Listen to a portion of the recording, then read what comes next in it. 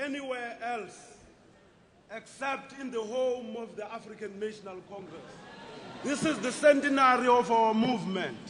We are celebrating that occasion. It's cold outside there. Never leave the ANC. ANC belongs to us. ANC is for us. We will remain with this movement. At this stage, comrade, I would request the staff of Cosatu, as we are now going to... Outside. Okay. Remain on stage, comrade Bob Crew. I'm told Zahara is stuck outside there, so she will be coming in right now.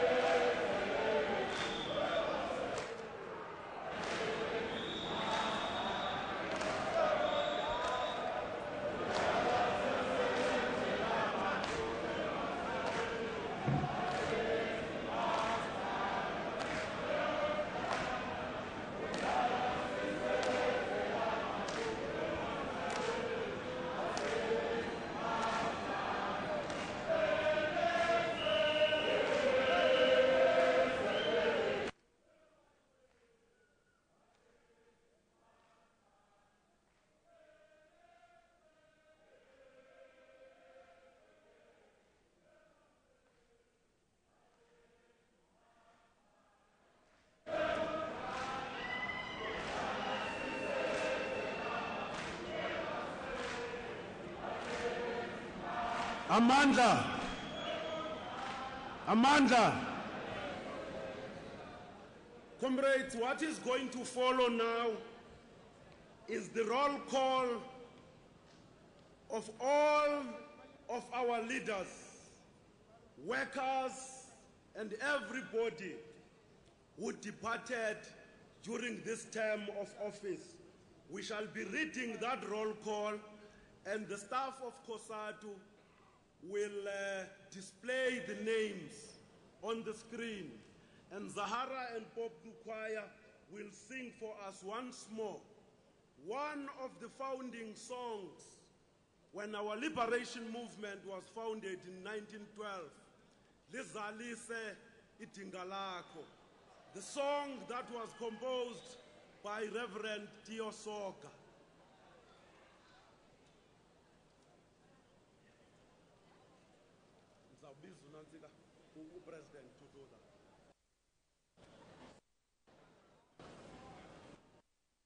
Whilst the Cosatu staff is setting up the stage, comrade, the Cosatu president, Comrade Tumo Dlamini, will lead us in lighting candles in memory of all those who have departed. Please, Cosatu staff, get ready.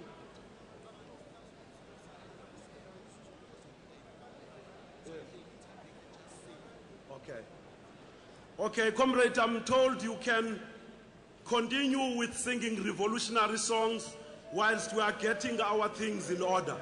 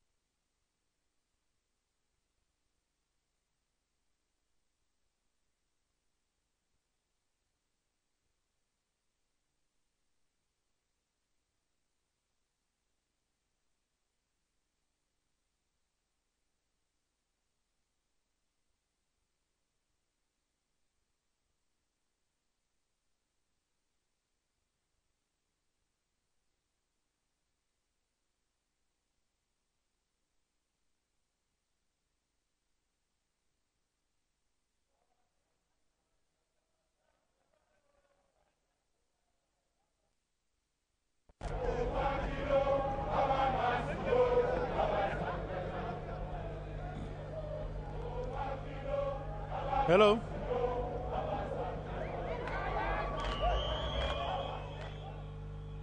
Good morning and a very warm welcome to this special broadcast brought to you by SABC News. This morning we're coming to you live from Midrand at the Galaga Estate, and this is where Cosatu is having its 11th National Congress since the Union Federation, the biggest by far in the country, was established back in 1985. A lot is at stake. You would have read in newspapers, you would have seen our bulletins, our current affairs programs talking about what is at stake here. This, of course, is also the Congress where Cosatu will be electing its leadership, the people who will be leading this federation over the next 3 years at the very least. Zuma, the current General Secretary of Cosatu, is standing again. As yet, there is no one who is going to contest him, but we don't know, anything can happen. You've heard about the various leadership challenges where people are saying the leadership of Cosatu is divided over those who want Zuma to stay and those who don't want him to stay. And there's a lot of speculation around why such people don't want him to stay on. Well, of course, there's the issue of the weaknesses that people have identified. Cosatu itself has identified several weaknesses because several of its affiliates are in deep trouble. Some of them are divided right in the middle. There's capacity issues which have been demonstrated by, among others, the Marikana situation. So all these things are at stake here, but we'll get into the detail of those a little later. I'm not alone. I'm with Tammy Dixon, my colleague, who is on the other side next to where the plenary is being held. Over to you, Tammy. Enkosi kakhulu Vuyo Sibambe ngasibili mhlekazi wami usifumana singaphakathi kwi-plenary wall apha kulo mcimbi omkhulu we-Congress ye-Cosatu. Thousands of delegates have already taken their seats now inside the plenary wall. They are all ready now to begin with the program of the National Congress of Cosatu. There are about 3,000 delegates that are going to be part of this Congress as it begins today and ends on Thursday. There's a lot at stake that is going to be discussed here. Issues of economy are going to come to the fore. The legislative framework of the country is going to be discussed, in terms of which how it affects the members of Cosatu as workers. The issues of unemployment are going to be the fore. Now, the formalities are underway now. What is going to happen now is that they're going to pay a special tribute to all the comrades, the members of Cosatu, the workers that have passed away during the past 3 years since the last Congress of Cosatu. As you can see behind me, a lot of candles have been lit up to ensure that they pay that special tribute to the members of Cosatu. But also other formalities have gone on already. There's been a lot of the credentials report are also coming up. They're going to be presented soon, and also the agenda of this Congress is also going to be presented so that everybody is aware as to what is it exactly that this Congress is going to deal with. The credentials report is something that is very, very crucial, because you know most Congresses, they tend to collapse as a result of the credentials report. But now let's get over now to see the tribute that is going to be paid to the members of Cosatu, the workers in general that have passed on over the last 3 years since the last Congress of Cosatu. Between the year 1980 to 1982, and then Harare. Well, thanks there to Tommy Dixon. As he just told you, the delegates are going to pay tribute to some of the fallen heroes that have served this organization sterlingly over the years. Well, joining me now is political analyst Somadoda Figeni, who's going to help us get a sense of some of the issues that will be discussed here over the next 4 days. Well, a lot of people have referred to this as a mini Mangawong. Would you say it's a fair characterization of what we're going to see over the next 4 days? I wouldn't say it's a mini Mangaung. Cosatu would show a greater degree of coherence if they manage the issue of leadership contest, or if they decide to preserve the leaders, but with a clear protocol on how the President and the Secretary General deals with some of their nuanced differences at times. So if they do that, they will focus more on policy, less on leadership. With Mangaung, you can tell that the main focus will be on leadership. But is it that easy? And the reason I'm asking, I mean, I remember back at Tux, at the NGC of the ANC before they went to Polokwane, where there were those leadership changes that we all know about. I mean, at the end of the day, that meeting, gathering was bogged down in the Jacob Zuma issues, and very little was done by way of discussion, because people went there determined to put on the table the one issue that they wanted to put on the table. And since then, there hasn't been much of a difference. Issues, if people felt like it, have taken a backseat. And you'll recall that Cosatu and the Communist Party were actually very involved in those processes in the run-up to a University of Pretoria NGC, as well as Polokwane later on. There is a realization now that being involved too much in the factional battles of the ANC tend to fragment Cosatu itself, and to some degree take their eyes away from the hardcore issues of the workers, their constituency. And the Marikana situation is most likely to be a hard reminder to say, you take your eyes off the ball, somebody is going to occupy that space. So to that degree, I do think that even at this last minute, leadership behind the scenes will try to avoid such leadership squabbles. Well, if you look, then let's take Marikana as an example. Looking at how Cosatu and its affiliate union, the NUM, have dealt with the Marikana situation over the past few weeks, would you say there's something that some of us can hold on to and say, look at how they have handled the situation since the killing of those people, and it points to what you're hoping will happen here, where they put their differences aside and look at the bigger picture? Is there evidence of that? To the extent that they were dealing with AMCU, which is already a breakaway group, the approach was expected to be different. Hence, they had a hardline approach to that. But is it a mature approach? Is it the kind of approach that is said or suggested to everybody that Cosatu and the NUM know what they're doing? I don't think it is the most prudent approach to respond emotionally to the Marikana situation without analyzing the material conditions that might have led into that situation. And if there are leadership weaknesses within those representing the NUM to deal with that particular situation. But to simply say AMCU should be dealt with by the law enforcement without investing enough time in resolving the issues on the ground may actually be a risky approach. But I do think that towards the end of the Marikana crisis, you'll begin to see a change of focus, because right now on some of the issues, AMCU and NUM are speaking the same language on the worker issues. Now, Cosatu, the Marikana is one example. I mean, there are several other examples of where Cosatu affiliate unions have proven themselves to have been weak on the ground. The same goes for organizations like SATU, for example, where other unions are now beginning to make inroads. You look at other trade unions like the Communication Workers Union, where these organizations are divided right in the middle. Generally, the state of the affiliate unions at leadership level and at organizational level is not actually, it suggests that Cosatu is not quite what it used to be. Oh, certainly. The challenges now take the issue of the book saga.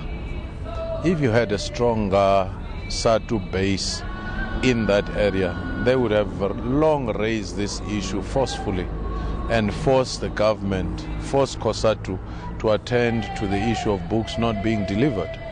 Again, in the Eastern Cape, the challenges between SATU and the government led into an impasse over a longer period.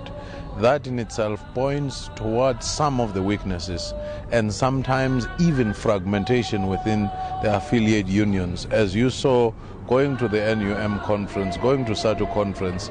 But a general trend is that the leadership contest for positions is beginning to take a center stage than the concern for policy issues. Let's move on to, something that previously Cosatu has been criticized for, and that is the role it has been playing in the broader sort of body politic. On the one hand, ANC internal politics, but on the other, the broader sort of body politic in general. What do you think is foremost in the minds of these delegates, leaving the leaders and their issues aside for a second? What do you think among the ordinary Cosatu members, what do you think is foremost in their minds as to the role that Cosatu should play in the body politic? I do think that they would want Cosatu to continue influence policies that impact on their livelihood. I do think that they would also want to persuade Cosatu to spend and invest more time, more aggressively in terms of improving their wages in face of escalating prices of commodities and prices of food. So those are the spaces where they would want more focus on, rather than the broader politics of who goes into leadership, who doesn't. Mangaung, of course, is not going to go away. It will never, because this year is a political calendar that's so concentrated, and then that creates a momentum for Mangaung. That simply won't go away. Professor Figeni, thank you very much for your contribution to this special broadcast this morning. My pleasure, always. Professor Somadoda Figeni, political analyst, giving some insights into some of the issues that are going to come up for discussion at this conference over the next 4 days. For now, though, I go over to Tammy Dixon, who is inside the plenary. Tammy, over to you. Enkosi kakhulu Vuyo ufika apha kanye emveni komzuzu olusizi nalapho khona bekukhunjulwa amaqhawe awileyo eCosatu kulonyaka okanye kusukela kwinkongolo yabo yokugqibela ibikhona a very solemn moment that we have observed here with Sahara performing a very famous song known as Liza Lise Idinga Lakho. That Sahara right there just performed a solemn song here known as Liza Lise Idinga Lakho, remembering those who died since the last Congress of Cosatu, the workers, the members of the different trade unions that are affiliates to Cosatu.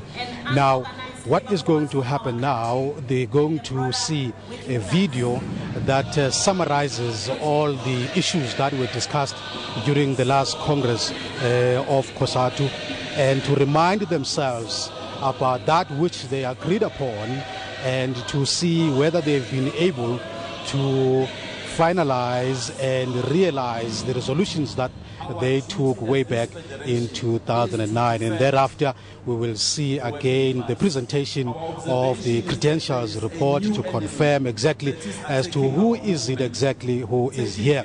As you know, that credentials report is always a problem during conferences, because that's where you get to know exactly who is here, who is not, so that the number of people who are gathered in the plenary they do correspond with the numbers that have been submitted by the affiliates with regards to their delegates. So that's what is going to happen after that. The big one that we are waiting for, of course, is the opening address that is going to be made by the president of Cosatu, Dlamini, and also we are expecting the president of the African National Congress, President Jacob Zuma, to also make an input during this conference. He's already here. He's seated right there in front together with the leadership of Cosatu. I can also confirm that the deputy president of the ANC, Ndade Kgalema Motlanthe, is also among the guests here. He's seated at right at the back there among the delegates, and many other delegates representing different affiliates of Cosatu and the tripartite alliance partners, including the South African Communist Party. For now, let's take it back to Vuyo in the studio. Well, joining me now is the president of the Congress of South African Trade Unions, Mr. Situmo Dlamini. Welcome to the program. Thank you very much, Vuyo. Well, key issues since the last conference for you? We have been, since 2006, dealing with the question of unity. Remember, after the debacle around the expulsion of the former president of Cosatu, we have been engaging on this unity project, and I think fairly and very well we succeeded on it. Then we had to enter in the organizational build-up of the organization on campaigns, and the feeling, the expression, the presence of Cosatu has been our preoccupation in various issues of socio-economy. We dealt with that quite well. We are experiencing a situation where there is a squeeze over the past 3 years felt by the working class in our country, and all what we've been boggled with would be to how to contend with those triple challenges of unemployment, poverty, and inequalities. And to someone who say you probably did well to forge that unity, but over the past few months, that unity is actually being seriously threatened. Look, that is going to be tested by this Congress. Our view is that collectively we've worked quite well, and we are indeed on top of the issues, but we are here at Congress. The delegates will do a judgment call, and we are ready to hear what they say. Well, it brings me to the next question. That question, you've heard it show over and over again about Cosatu's tendency to play more of a role in alliance and broader sort of political issues, as opposed to putting a great deal of emphasis on shop floor issues. Cosatu has a responsibility, political, but Cosatu has a responsibility on the socio-economic conditions of our people and workers in particular. We have to balance that. If there is a criticism that, say, because of the timing there is an imbalance, this Congress will look into that. But our view is that we always balance the two, because we cannot divorce the two from. Well, no, I haven't heard anyone arguing against that balance. But the point that people are making general is that you haven't been able to strike the right balance, because if you look at what is happening in Marikana and in the mining industry broadly, it begins to suggest that you've become weaker on the ground. You have people whom you call opportunists, who are able to actually be the voice that is being heard by workers on the ground more than the voice of Cosatu and its affiliate unions. We are accountable to our members. They are the ones to make that judgment. Our view is that the Marikana situation is indeed a sad situation that has emerged. It has a lot of features as representing where it comes from, but we'll do a proper analysis here. But of course, I mean, brought beyond the NUM, there's a whole lot of other affiliate unions that are facing cracks down the middle. A lot of unions are being threatened, among them the Communication Workers Union, for example. These unions are indeed challenged, but you have to define what informs those challenges. Some, it will be people who get disciplined and expelled, and then in anger go out and form these unions, and Are they a force that is weakening Cosatu? I don't think so. Cosatu remains a force. This Congress will be a demonstration of that. Another issue that is definitely not going to be avoided is that of the ANC going to Mangaung, the ANC's elective conference. A lot has been said about who the leadership within Cosatu supports and who it doesn't support, and how those relations or the preferences that the various leaders have, for instance, you and the Secretary General, have sort of come to permeate and actually come to define the politics of Cosatu. You know what these people also are trying to portray to the country? They're talking as if the president of Cosatu is contesting for the position of General Secretary and vice versa, which is not true. It's a figmentation of their imagination. Cosatu is Cosatu, it's not individuals. We are here. Delegates are going to pass the judgment on all of us based on our performance, and that's it. Very briefly, if you were to mention 3 key things that your report will be focusing on, what would those be? Unity, service to membership, how do we respond to the Marikana situation and the platinum belt in Rustenburg as a whole, but wholeheartedly the economic situation faced by workers. Mr. Zuma, thank you very much, and good luck with the delivery of your report to Congress. Thanks very much. Thank you. Well, those are some of the issues, of course, that are going to be discussed here over the next 4 days. If you've just joined us, you're watching a live broadcast of the 11th National Congress of the South African Trade Unions, the biggest union federation here in South Africa. Over the next 4 days, they will be electing their leadership, but they will also be discussing the state of the union federation, where are the challenges, where have they done well, and those things that they have done well, how do they make sure that they keep doing as well as they have done. Various, of course, versions of what is wrong with Cosatu. Cosatu itself defending itself, saying some of the things that are said to be weaknesses are actually strengths, because they are going, as the General Secretary of Cosatu told me yesterday, they are going into this conference actually very strong, from a position of strength, as he puts it, and he counted quite a number of things. We'll see, of course, what his report as the CEO, as the mouthpiece, and as the face of the organization, he will table his report here. But Zuma, who we spoke to just now, is also going to table his presidential political report, which is going to talk about the body politic, but also a whole range of other issues that Cosatu has been doing over the past 3 years.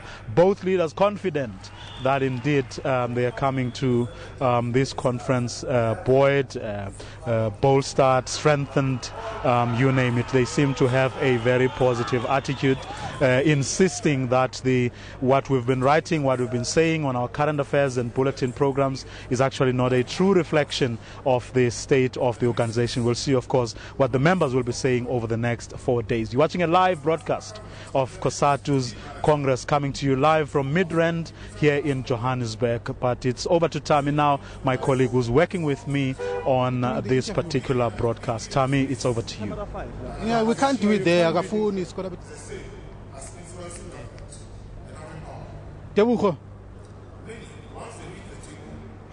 Compromise on what they were bringing to the table in order to keep their seats safe.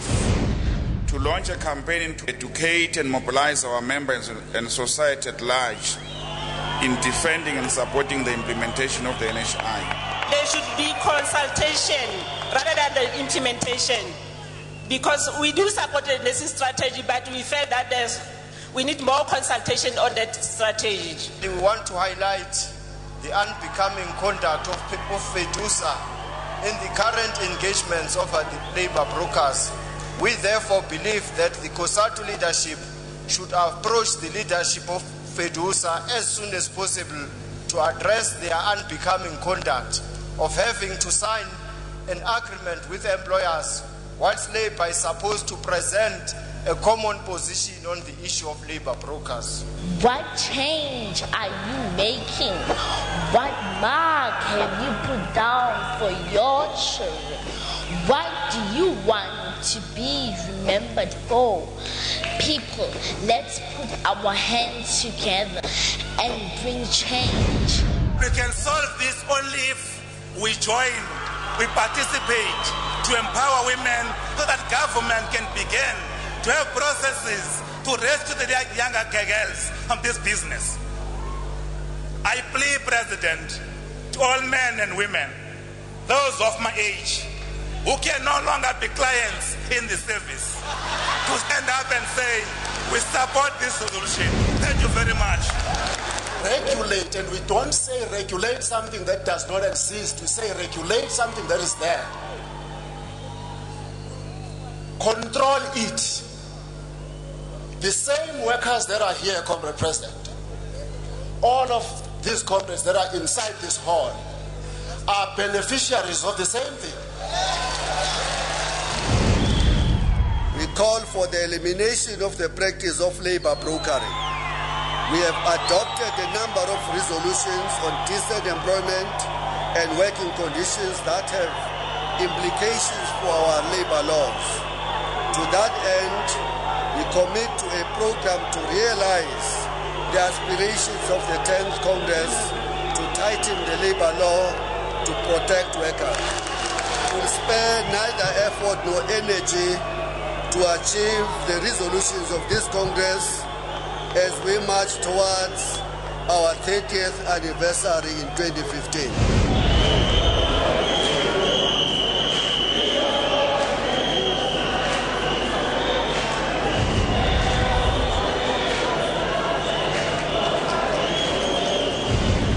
We stand here today in front of you, very aware of the heavy responsibility that we have placed on our shoulders, but consoled by the knowledge that we will be leading an organization of members who have never hesitated to act when the leadership sounds the call for such an action.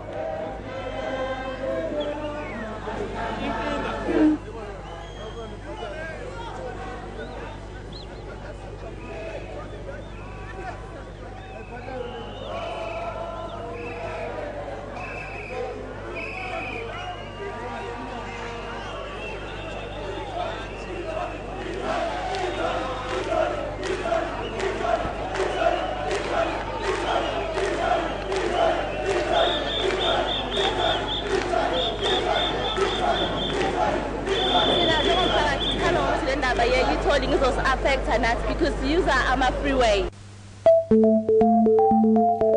Talk SA tackles issues that are close to Mzansi's heart, from service delivery to poverty, HIV/AIDS, and getting to know our own identity. That's the problem with this bill, is that we don't know. We do have a lot of professionals here in South Africa. Eventually, Africa unites.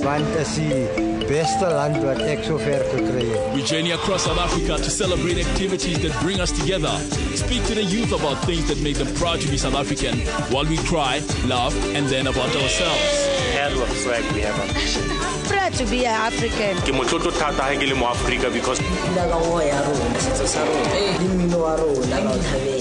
It's a good life. I love it in South Africa. It's just different. Talk SA. That's Talk SA, Building the Nation, Tuesdays at 11:20 a.m. only on SABC2. Haribueng, let's keep talking SA. Is the 2012 Solar Challenge our young scientists' response to a world dependent on depleted fossil fuels? We've certainly seen a lot more of the South African universities step up to the plate and build very, very competitive cars. The WITS team's expectation for the race seemed to be more cautious than competitive. Learn as much as we can, and then punt for 2014, build our next car and take on the world. How far are we really from clean energy? Watch 50/50 Monday night at 7:30 on SABC2.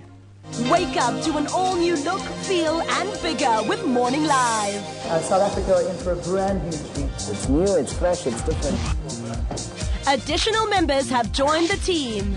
Hey everybody, my name is Baden Kirkley and I got the moves like Jagger. I think I'll bring my smile to this new Morning Live. You guys have talked about our chairs, so I don't know. We have to try these ones out. We'll hear what you say about them. You'll talk to us. You'll tweet us per usual, won't you, Just? I'm going to leave you now. Leanne will take up the rest of the story. Shap, shap. So, remember, Morning Live, every weekday, 6 to 8, and now on weekends too, 7 to 8:30. We cannot wait to be with you. Catch your morning live on SABC2.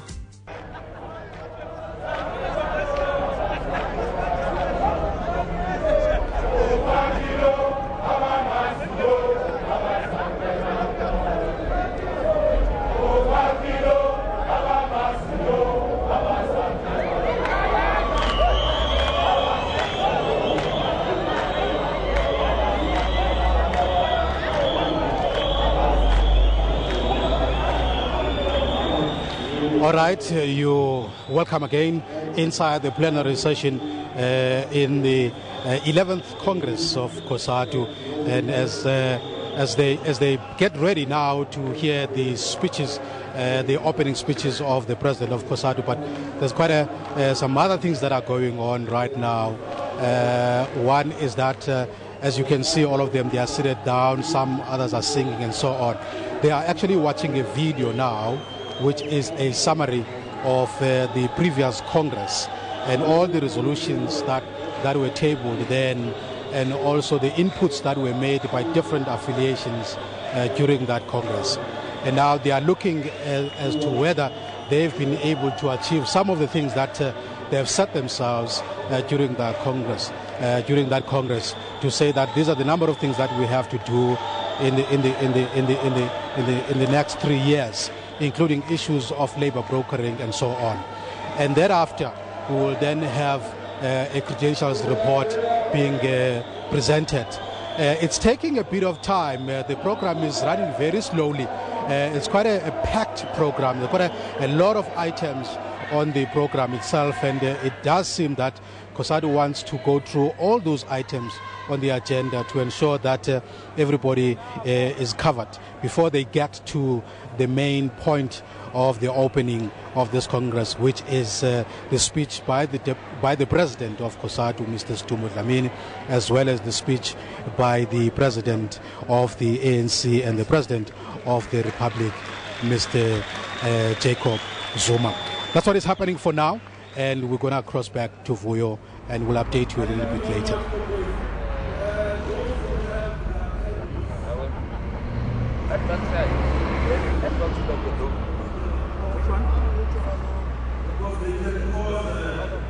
Fire here if you forget to put them out. We are now moving to the official part of the opening of this Congress. Without any further ado, I now invite the Deputy General Secretary to present the credentials report to the Congress.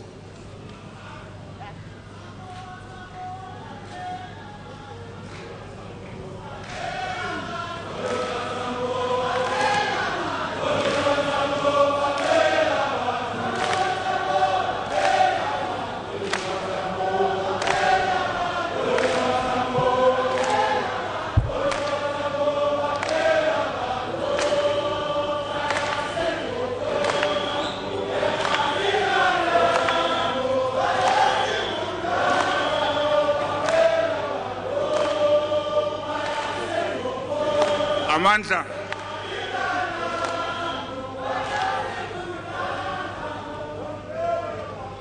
Matimba. Aina. Comrade President, let me first indicate ukuthi we got a slight problem which we want to indicate. The first problem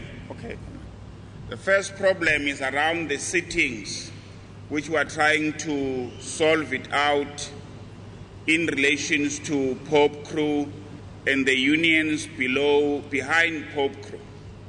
That there are unions who have moved to and occupy the Pope Crew rows. And the comrades official are trying to sort that out so that those unions behind Pope Crew should move back so that all the delegates of Pope Crew could be in one place. That's the first one. The second one, Comrade President, there are flags that we need to address. The second one, Comrade, is in relation to Nihau, Saspo, and Dinosa. They presented their flags to this meeting, to this Congress.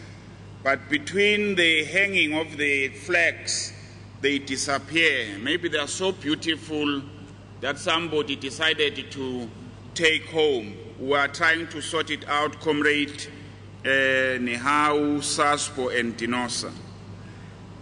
In relation to the credentials, Comrade, so that the meeting can be officially open, allow me to present the credentials and the matters that follow can be addressed. I will indicate, Comrade, the union, the membership, the expected delegates, delegate present, workers present, officials, male and female. They read as follows, Comrade. Sipau, membership of 80,331. Expected delegates 108. 108 present. 93 workers, 15 officials, 78 males and 30 females. Communication Workers Union, membership of 18,666, entitled to 25 delegates, 25 present, 21 workers, 4 officials, 22 males and 3 females. DINOSA, 74,883 members, entitled to 100 delegates, 100 present, 82 workers, 18 officials, 41 males and 59 females.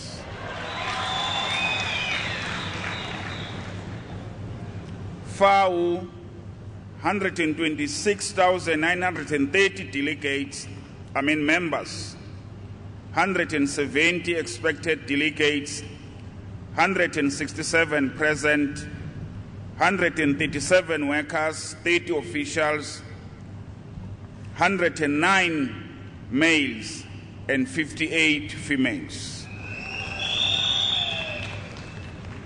NIHAU, 265,440 members, entitled to 354 delegates, 354 present, 314 are workers, 37 officials, 174 males, and 180 females.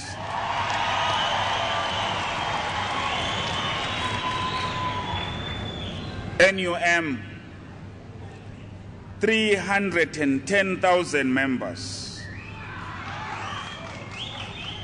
No, wait.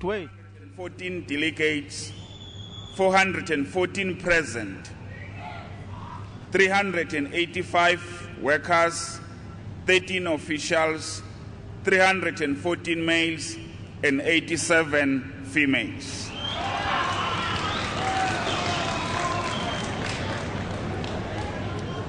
NUMSA,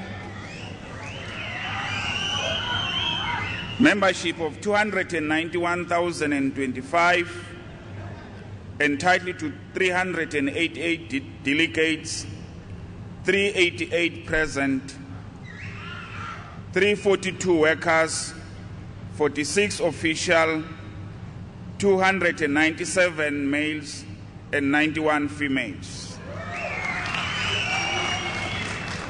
PAUSA, 17,146 members, entitled to 23 delegates, 23 present, 20 workers, 3 official, 16 males, and 7 females. Pope Crew, 149,339 members, entitled to 200 delegates, 200 delegates present, 180 workers, 20 officials, 109 males, and 91 females.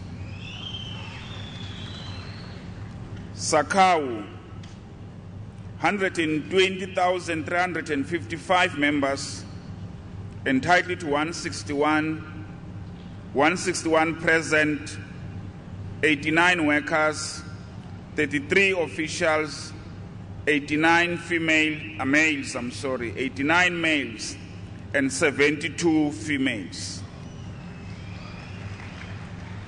SACTU, the Clothing and Textile Workers Union, a membership of 85,025 members, entitled to 114 present, 93 workers, 21 officials, 48 male and 66 females.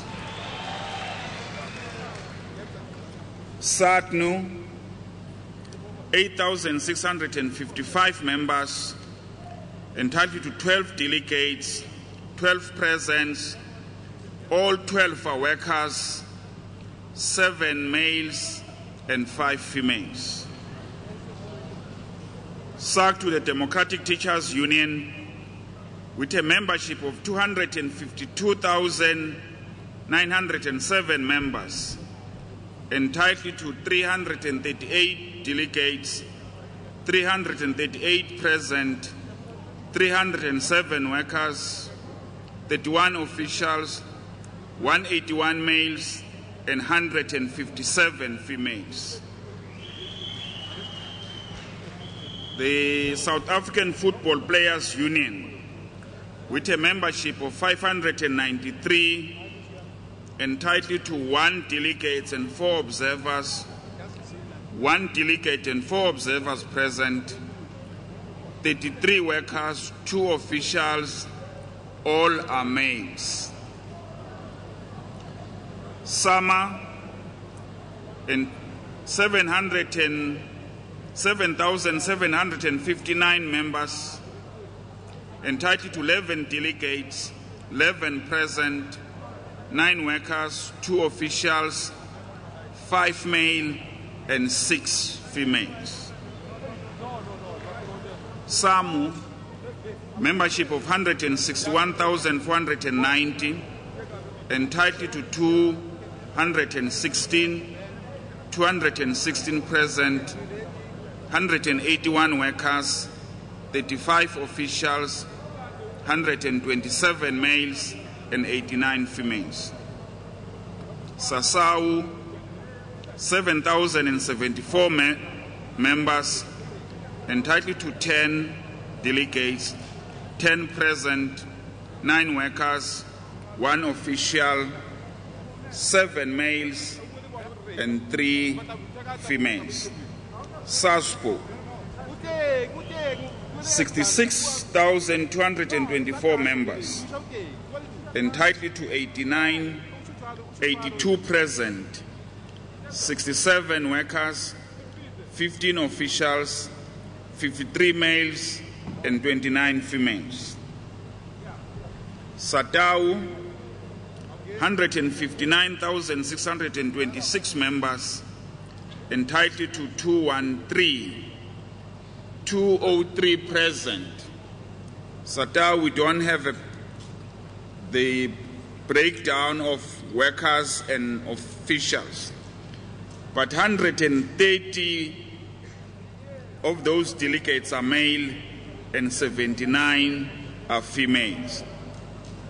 The total membership of the Federation as we speak, there's a paid-up membership of 2,203,465.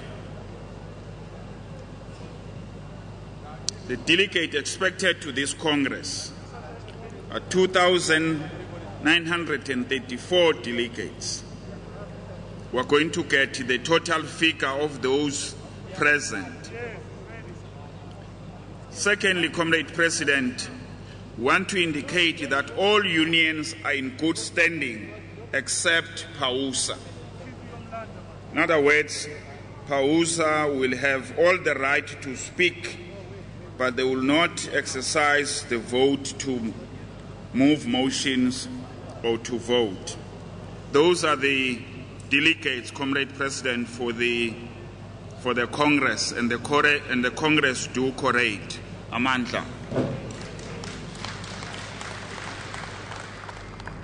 Well, the Deputy General Secretary of Cosatu reading the credentials. Well, the credentials, of course, do give you a sense of the numbers of delegates that are here. It's over 2 million delegates. Everybody who had to be here is here. The only tally they couldn't do was that of SACTU. They don't have the numbers yet. But what that means is that it's going to be important when it comes to positions that the respective affiliates take, when it comes to, for example, the election of leaders, when it comes to specific issues that they deem it necessary for these delegates to vote. So those numbers become crucial. And remember, the bigger the union, then the more delegates that it has, which means that it has more of a say, so to speak, compared to the smaller unions. Now, each affiliate is entitled to 1 delegate for every 750 members, which of course means that the bigger you are,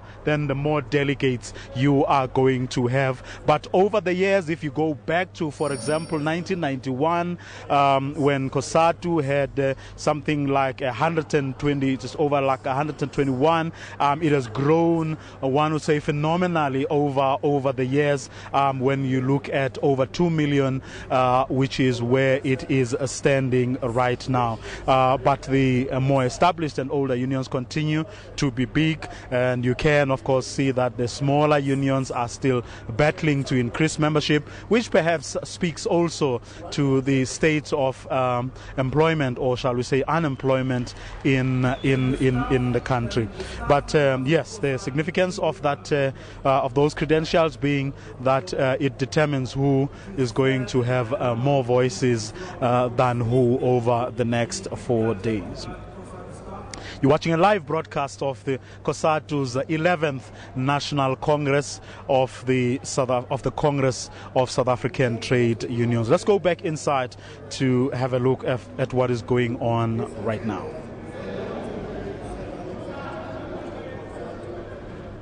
In 2012, a special Central Executive Committee was also convened to consider. It made few amendments.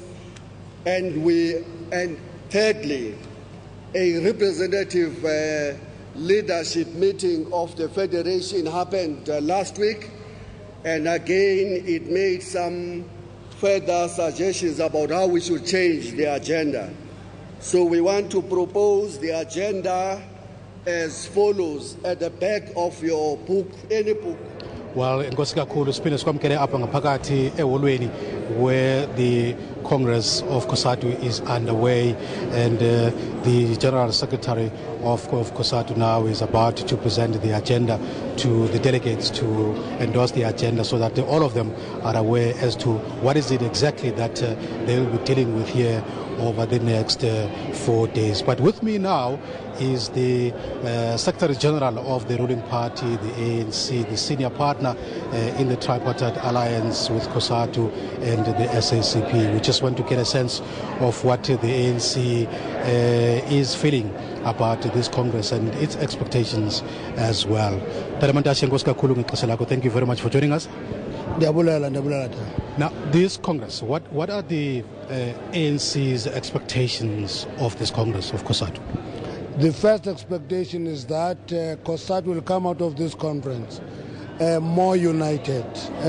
All the signals that show preliminary division should be dealt with in the Congress and be eliminated, and have a united federation. The strength of a working class movement and a trade union movement is unity. And if that is undermined, there is a problem. We've seen coming to this Congress, Nopala, a lot of interaction between the ANC and Cosatu on a number of issues. And you have disagreed on a number of issues as well, including the toll gates, the labor brokering. We've seen Cosatu engaging in a march against labor brokering and so on. To what extent do these disagreements, some people call it divisions, between the ANC and Cosatu affect this relationship you have? You must appreciate that this is an alliance of a liberation movement, which is a multi-class movement with two working class movements. Now, when you are in alliance with working class movements, which are more focused on specific class positions, there will always be disagreements on some issues, and there will be different areas of emphasis. That is the nature of the alliance. It is an interclass alliance. And once you appreciate that character, you don't spend sleepless nights because there's disagreement on labor brokers or on e-tolling. You expect those, but the most important thing is the ability to engage and talk about these things as the partners. Now, Cosatu remains very bitter about the state of unemployment in the country, and to some degree, it does put a blame on the economic framework of our country to say that it is constraining the creation of jobs and so on. Does that also have an impact, perhaps, in terms of the relationship that you have? If you listen and you read the documents of Cosatu, you'll find that they agree with a big deal, a great deal, with the economic policy of the ANC. One area where I know that they resent is the question of macroeconomic policy. And our view is that we've made a lot of progress in terms of following the decision of Polokwane, particularly the emphasis being on sectoral development, which is a more sector-based development. That is what is called industrial policy, being at the center. You will see that on the new growth path. You will see that on the EPAP 1 and 2. You will see that in the National Development Plan, that there is a major movement towards emphasizing industrial policy as being at the center of the economic policy. And that engagement will continue on areas where they disagree. For example, one of the issues that Cosatu hates a great deal is something called inflation targeting. When we talk lightly with them, we always ask a question: how does high inflation favor the working class? And we always leave that at that level. But the reality of the matter is that ability to engage and not be bitter when there are disagreement is the key.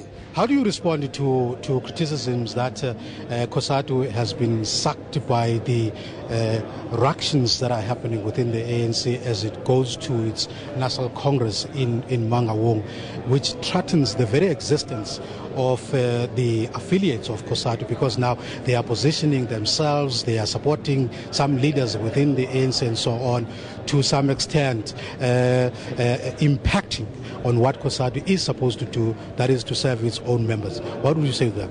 You will appreciate that after Polokwane, one of the issues we emphasize with Cosatu is that please don't make pronouncement on the leadership line out of the ANC. We will not pronounce on the leadership line out of the Federation. The same applies to the party. We've stuck to our bargain. We have not made any pronouncement on the lineup here. We hear issues from a distance. We refuse to be involved. We are expecting Cosatu to do the same. But what you cannot take away is that Cosatu will have an active interest on the outcome of an ANC conference, whether it is on policy matters or on leadership matters. So you can't write that off.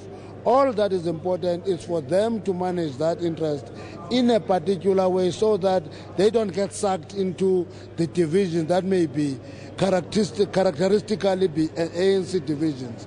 If they stay clear of that, they will save the Federation without pretending not to have an interest on the outcome of an ANC conference. But what's your view or feeling with regards to the future of the alliance itself, despite all the problems that are there? Does it still have a place in the South African politics, the tripartite alliance? The alliance, as you know, is not based on a signed agreement. It's a product of sharing trenches of these three parties. Sanko came in later. But the three parties shared trenches and alliance emerged out of sharing trenches. Challenges of development, challenges that can emanate on the threat of re-emergence of counter-revolution will impose the need for that alliance all the time. And sometimes when you think that things are quiet, you may believe that you can go it alone. Any of the partners who think that they can go it alone are actually in a paradise, in a fool's paradise for a moment. They will discover quite soon. See now, if you look into what is happening in Marikana, which is beginning to flow on other areas, you can see that the Federation is particularly targeted for destabilization.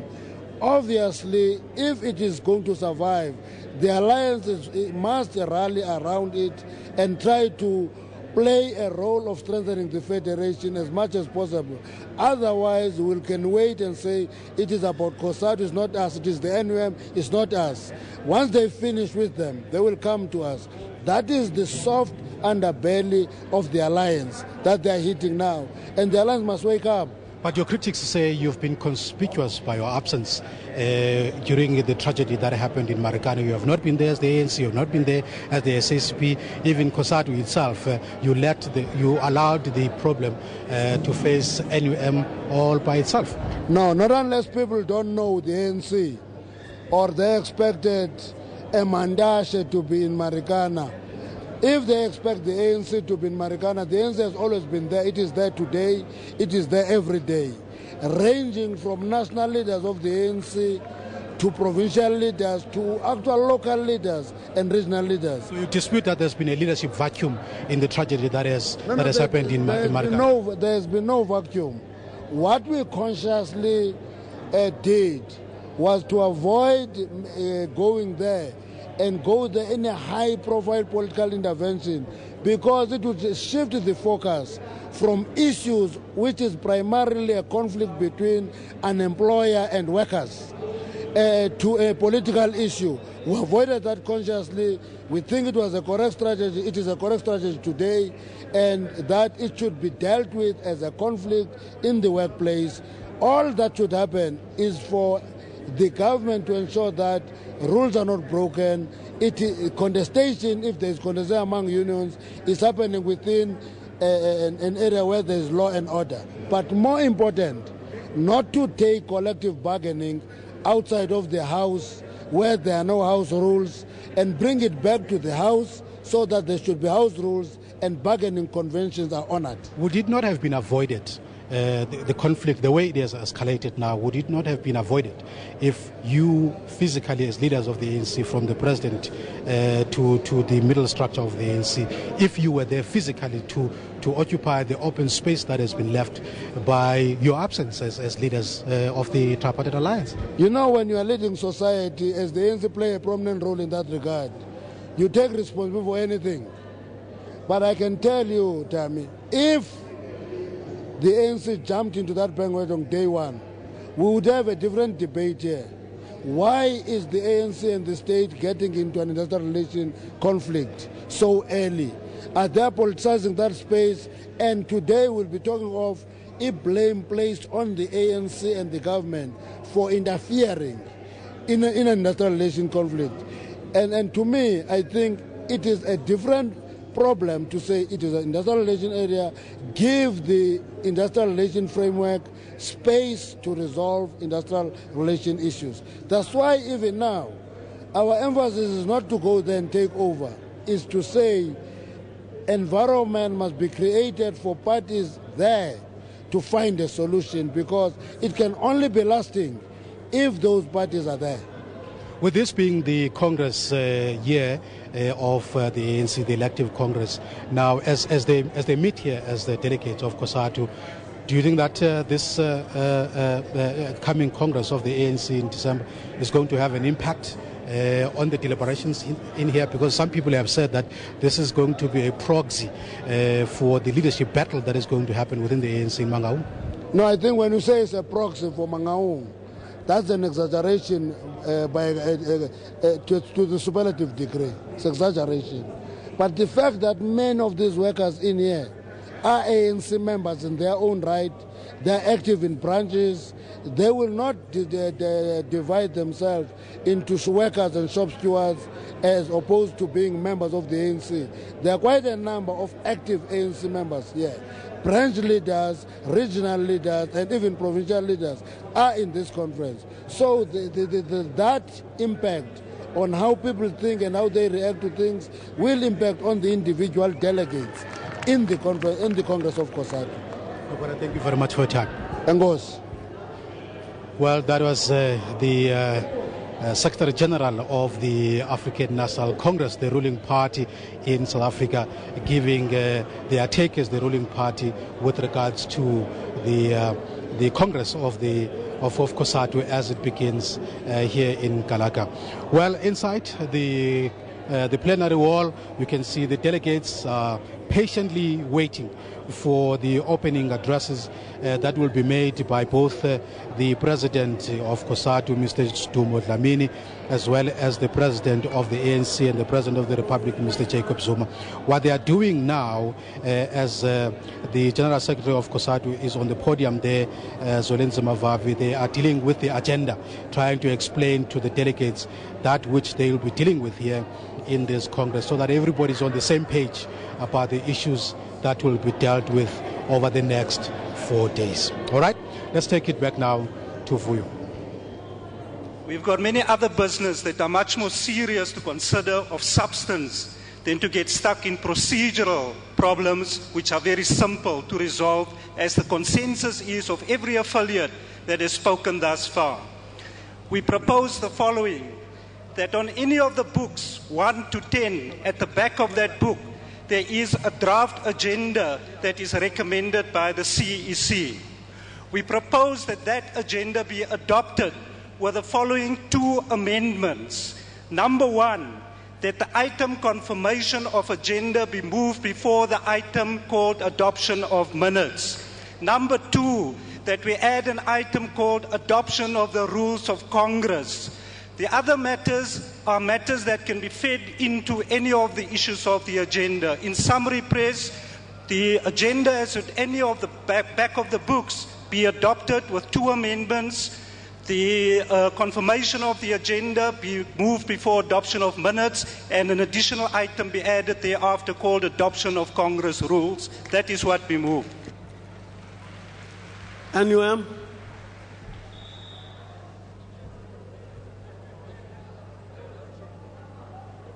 Is that Satau? Okay, you are on the list.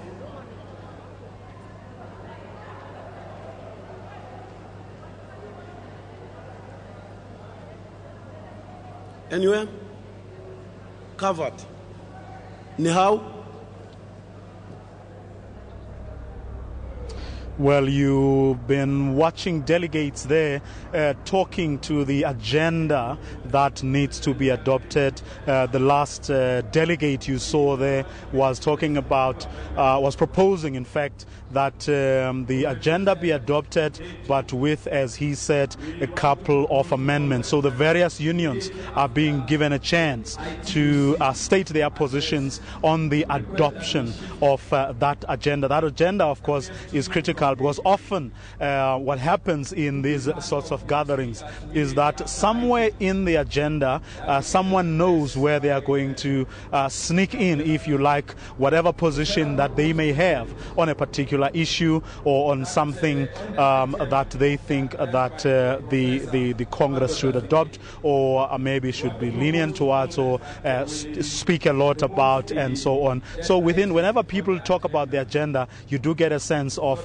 some of the agendas that people would like to push through. Well, if you've just joined us, you're watching a live broadcast of Cosatu's 11th Congress taking place here in Midrand in Johannesburg. And just to take you very briefly through what is going to happen after this, once the agenda has been adopted, as Tammy told us earlier, the keynote address by ANC President Jacob Zuma is going to be delivered. He is here to do that, but not before Stumo Dlamini, who is the president of Cosatu, will have given his address. Lots of others addresses will happen, of course, afterwards, including that by the General Secretary of the South African Communist Party, as well as a host of other things. We'll keep you posted as this agenda unfolds.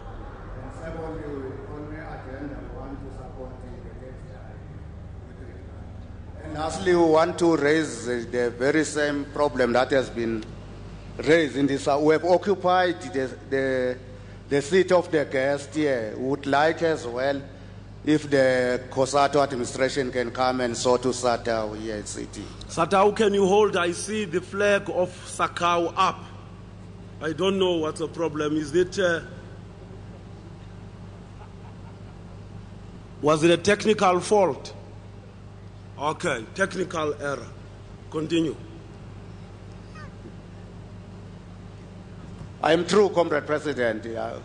We moved the adoption of the credentials first, and secondly, we supported the textile with regard to the adoption of the agenda. Municipal workers?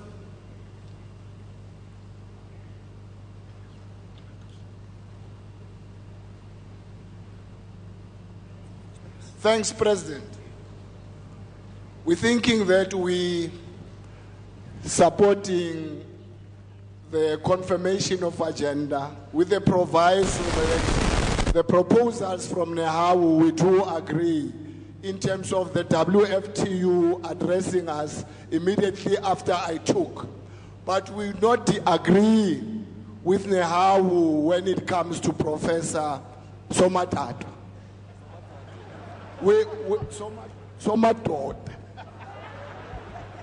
We believe that, comrades, we cannot confuse our delegates. We reported in terms of what prevailed in the special CEC that we adopted this program. We agreed that the professor should address us, and we believe we should not be confusing Congress. Let the comrade address the Congress. Bob Group.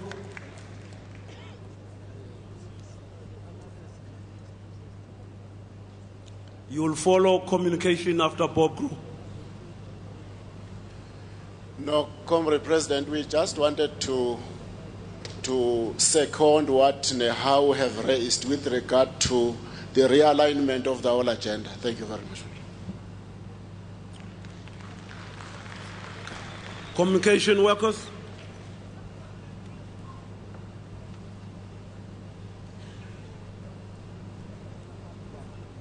One, two. Thanks, Comrade President. Comrade President, could we seriously take this Congress very, very seriously? We cannot stoop this low. Invite a professor to our Congress, and when he's already here, we say, vamos, we are not welcomed. That's an attack to the integrity of the Federation. The trade union movement is evolving. Whether it is the first time we're calling for the president to come and address us, it's fine. But there are material conditions that are objective on the ground that have compelled us to invite the professor. So we cannot, comrades, I want to appeal to the Congress, stoop this low, but allow the modified agenda to proceed as if nothing has happened, including, but not limited, the presentation by the professor.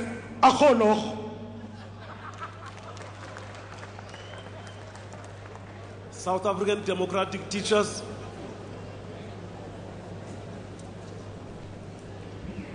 Comrade President, would want to second the unions which have proposed the movement of WAF to talk after I took.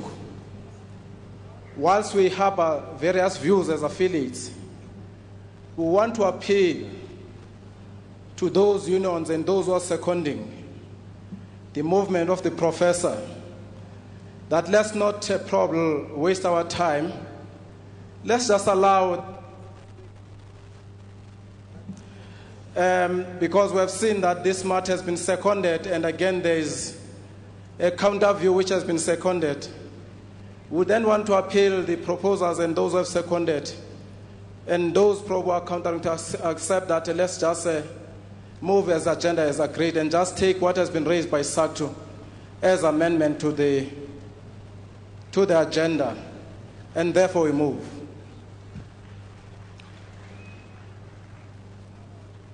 I'm in trouble here because I don't want to put these two opposing motions to a vote, except to appeal to you, comrade.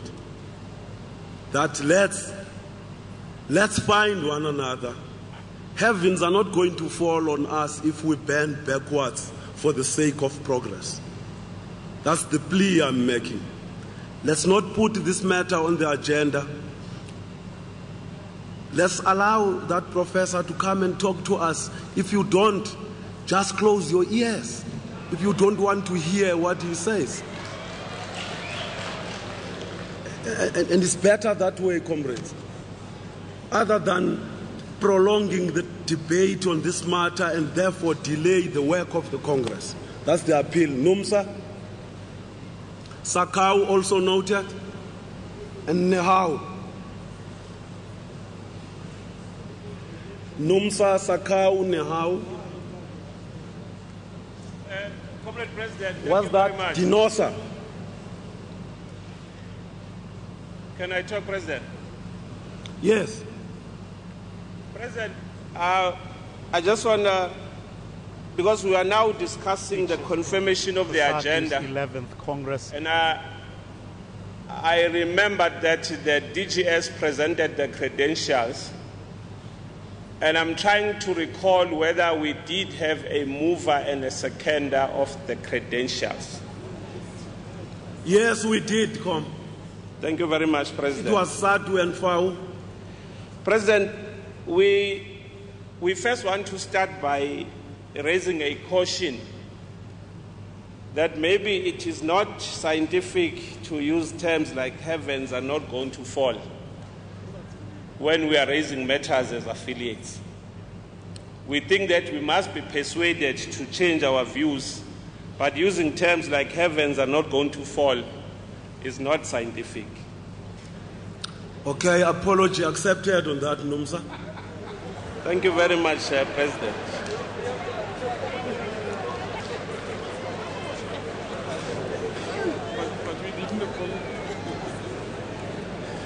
President, on the matter of the WFTU speaking just after ITUC, we want to support our colleagues who are affiliates of WFTU, that should happen as proposed by Nehau and supported by Samu and others. On the matter that is proposed by Nehau on whether we should adopt that Professor Somadoda Fikeni speaks here, I hope Samu is listening on a correct pronunciation of Somadoda Fikeni. We, as metal workers, we hold no brief for the professor. But we think that the Congress should not be taken back to a discussion that we had in the special CEC. Because as leaders who were present in the special CEC, we all said that the first priority was to get a speaker from Brazil to speak on a particular section in the Secretariat report. And when that speaker from Brazil could not be secured, that is when then the leadership indicated that we will have to go back to the proposal that the leadership had made, the proposal of the professor. So I just think that let us not reopen that discussion. We all raised our views there. We had preferred that as a first priority, let us get a person who experienced physically the issues that happened in Brazil, and we could not get that speaker. So we think that just like NUMSA in that special CC had a problem of this Congress addressed by the minister in the presidency for national for planning, but we accepted that there was an agreement that that particular minister, Comrade Trevor Manuel, will address the Congress. So we just want to persuade Nehau that just like NUMSA accepted a position that was taken, they should accept that the professor addresses the Congress. And then we also support those with the changes that were clearly stated by SACTU. We support the adoption of the agenda. Thank you very much. Thank you. NUM? You'll follow Sakau and teach us thereafter?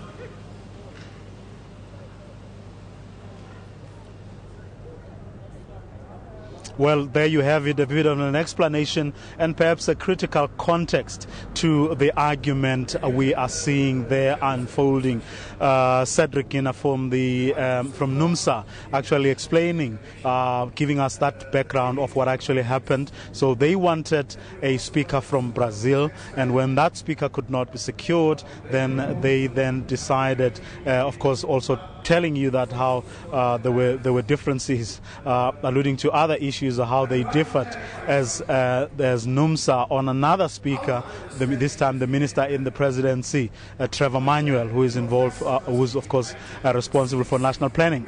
Again, a bit of an insight into some of the some other people would call camps, or the various groups that hold different positions as they come into this congress that's going to take place over the next 4 days. You're watching a live broadcast of Cosatu's Congress taking place here in Midrand, Johannesburg. Item to the agenda, which says that the professor is going to address us. He must speak to the CEC first. Then we want to make another humble request and a plea. This thing of dealing with leadership on a personal basis is wrong. It is divisive in its very nature. You can't, when a mistake is made, rise and treat certain leaders differently. We want to ask you to unite this Congress. All affiliates must refrain from this. Certain leaders, when they rise, people make a noise because they like what they are going to say if it's divisive in nature. We can't condone that kind of behavior. Thank you very much. Sakau.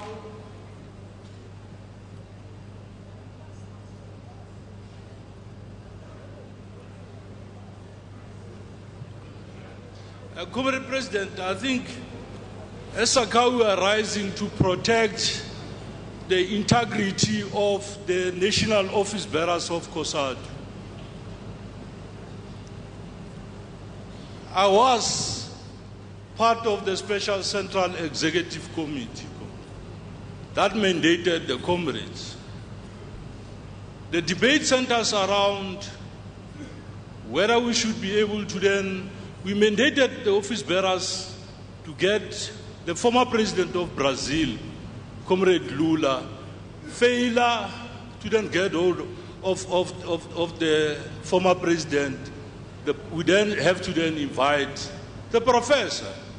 And the comrades acted in terms of that decision of the Special Central Executive Committee. Therefore, as it relates to the rest of the amendments, as Sakau, we don't have a problem.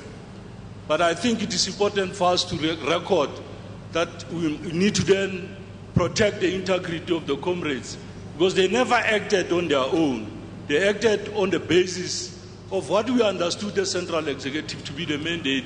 If you don't get the former president of Brazil, we need to then call the professor to address the Congress, not the Central Executive Committee. And we believe, Comrade Press, we need to give us guidelines, because we cannot vote on the matter. That's how we understand. But majority of the issues that have been raised as additions into the agenda have already been accepted by most of the comrades. We just wanted to clarify that in terms of the invitation of the professor.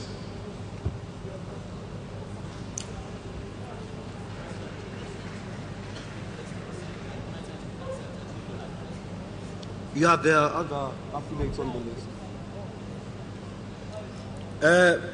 Can you suspend your flags, comrade? The GS want to make an intervention for all of those unions that I have noted.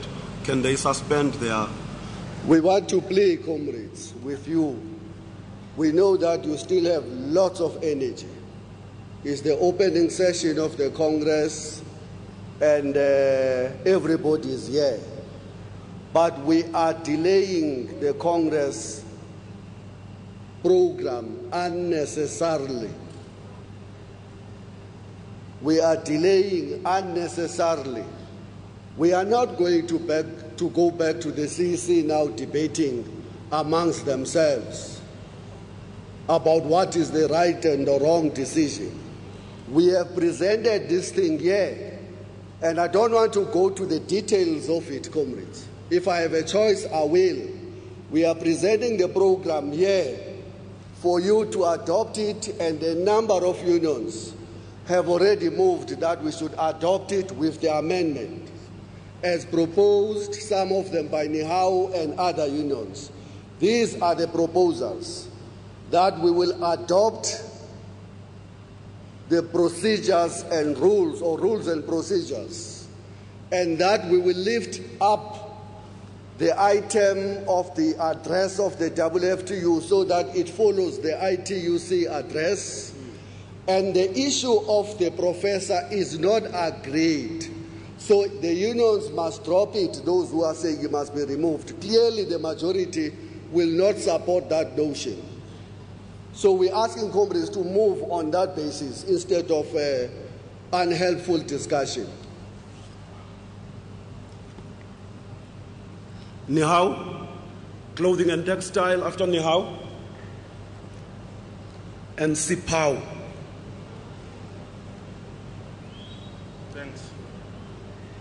Thanks, President. Sama noted. Ku noted. Yeah, Comrade President, you, according to the procedure, you should have come back to the sponsors of the motion. We are now in Congress. We know what happened at the special CEC, and the General Secretary can go back to the facts. We accept. NUMSA did say at the beginning, we are now in Congress. Congress must adopt its own program. So the special CEC has done its work. We are in Congress. Congress is fully entitled to adopt the program and change it if it so wishes. So we want to say the following. We have agreed with the change by SACTU. We have agreed with the change for WFTU to be moved up. Many affiliates have supported that. We have made the point at the special CEC why it is inappropriate for a political analyst to be addressing Congress of Cosatu. But because there are many affiliates who say the arrangement has already been made, we are quite prepared in the interest of moving forward to withdraw. We are raising the principle. We will withdraw that we proceed so that we save the time of Congress. But we're not questioning the integrity of the NOBs. It's not the first time we raise the matter. So we agree, we can withdraw that, Comrade President. We're quite happy. We're just raising the principle. Well, still very much on the issue of Professor Somadoda Figen, and you can see that slowly but surely a bit of a hardening of positions and attitudes on this matter, which in my view probably speaks to broader issues about who supports who, or who thinks actually took the decision to invite Professor Somadoda Figeni to address the Cosatu Congress here tomorrow. Well, joining me now is Patrick Craven, who is the spokesperson of Cosatu, just to take us through some of the... Let's start with the very issue that I was talking about just now. I mean, I'm finding it difficult to believe that this Congress is suddenly bogged down in whether or not Somadoda Figeni should speak tomorrow, as he has been invited following a special Central Executive Committee meeting. Yeah, I can understand how it might seem strange, but the reality is that Cosatu is an incredibly democratic organization, and people have the right to raise whatever they wish. And it isn't something I would like to get involved in myself. But the delegates are sovereign. at this Congress, and they have every right to object to something if they feel strongly. So, in other words, even if it was a decision taken by the special CEC in the run-up to Congress, if they feel that decision has to be reversed, they are within their rights to do so. Yes, the National Congress is sovereign. The Central Executive Committee is appointed by Congress, but Congress can then overrule it. Yeah. Well, I mean, for me, it seems to be speaking to a whole range of other issues. In other words, it is not really about Somadoda Fikeni per se, but more someone seeking to oppose a decision that they may think is associated with somebody else. Yes, unfortunately, I cannot speculate what people who move a certain point of view are really saying. That is something you can obviously ask them themselves, but as Cosatu we simply have to accept the outcome of the discussion. Well, I mean, the Congress program is a bit, we're running a bit behind time. We still need to speak. I mean, we still have to hear the president of the ANC, the general secretary of the SACP, the president of Cosatu still has to deliver his own speech and report. Yes, we are unfortunately running behind time. Anyone who's attended as many Cosatu Congresses I have will not be too surprised. It does tend to happen. And again, I come back to the fact it's partly precisely because of the democratic nature. The platform can't simply dictate and tell people to shut up, we're behind on the agenda. They can appeal, but the delegates have the right to get up and say what they wish. But I certainly hope that as soon as possible we will get to the speeches, including, by the way, the opening address, which is obviously slightly strange that officially the Congress hasn't been opened and yet we're already busy getting involved in these discussions. Well, I mean, it's a lot of people have a lot of eyes this week certainly going to be on this now with Congress running a bit behind time.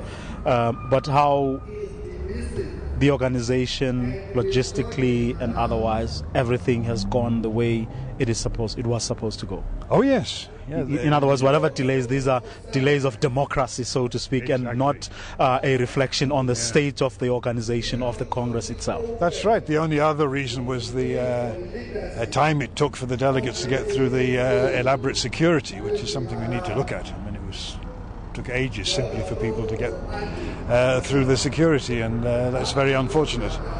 Now, apart from these key speeches, the keynote address by ANC President Jacob Zuma, the address afterwards by the SACP General Secretary, all of those, of course, will have been preceded by the President of Cosatu, Stumo Dlamini's own report. What else is going to happen? In other words, what else is going to happen here this afternoon, way through to the evening? Well, as things stand now, I don't think we'll get through much more than those. In fact, I think we'll be doing well to get through all those speeches. But then we get to the real meat of the Congress, the resolutions from the affiliates, the reports from the national office bearers, and they will focus primarily, as they always tend to these days, on the economic crisis, unemployment, poverty, inequality. And I'm sure there will be quite a bit of reference to the Marikana events, the lessons we can draw from this, and what steps we need to take to make sure that we never ever see such things happening again. Patrick Craven, thank you very much for talking to us. Well, Patrick Craven, the spokesperson, the national spokesperson for the Congress of South African Trade Unions, giving us an update on the state of the organization, but also reflecting on some of the issues that you saw there earlier, including among those issues, that question that seemed to be holding up this Congress right now, which was the issue of whether or not Professor Somadoda Fikeni should speak here tomorrow, as is the case in the program as things stand. Well, you're watching a live broadcast of Cosatu's 11th National Congress taking place here in Midrand, Johannesburg. Will be observed as well in the Constitution, Clause 11.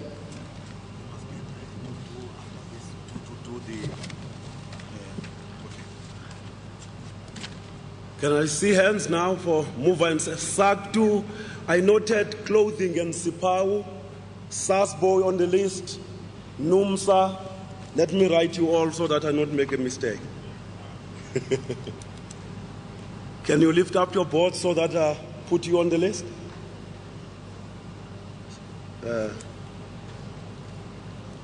Sasboy, you are on the list. Cosatu, you are on the list. NUMSA, you are on the list. Democratic Teachers, you are on the list. Sipau, you are on the list. Sipau, you are on the list. Sama, you are on the list.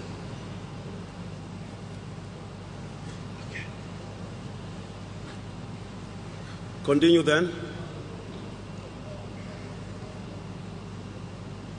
The banking union.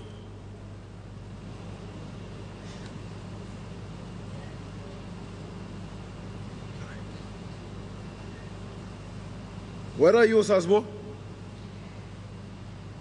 Sorry, Comrade, please. Where are you? Can you hear me, Comrade, please? Yeah, take the podium. Comrade, please. Sasbo moves that we accept. Thank you. Clothing and textile. Please, we just want to second. Okay. NUMSA.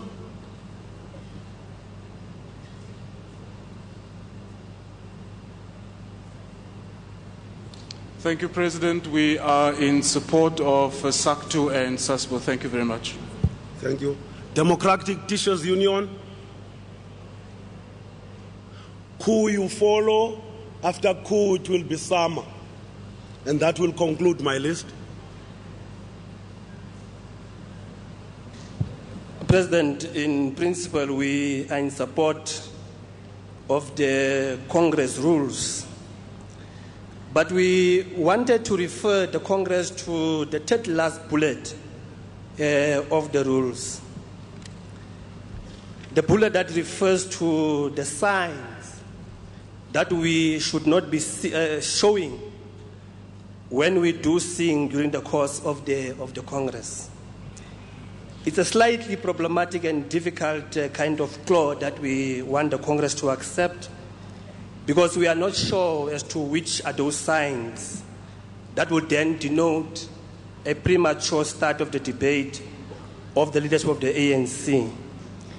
We just wanted to plead with the Congress to accept when we submit for a deletion of that clause and allow the Congress to sing and enjoy themselves without being confined in expressing themselves. Yes, indeed, we are aware that the process of the nomination or the processes of the leadership of the ANC will only start in October.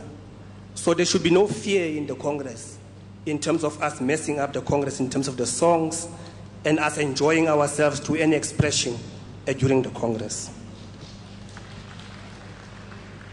Communication.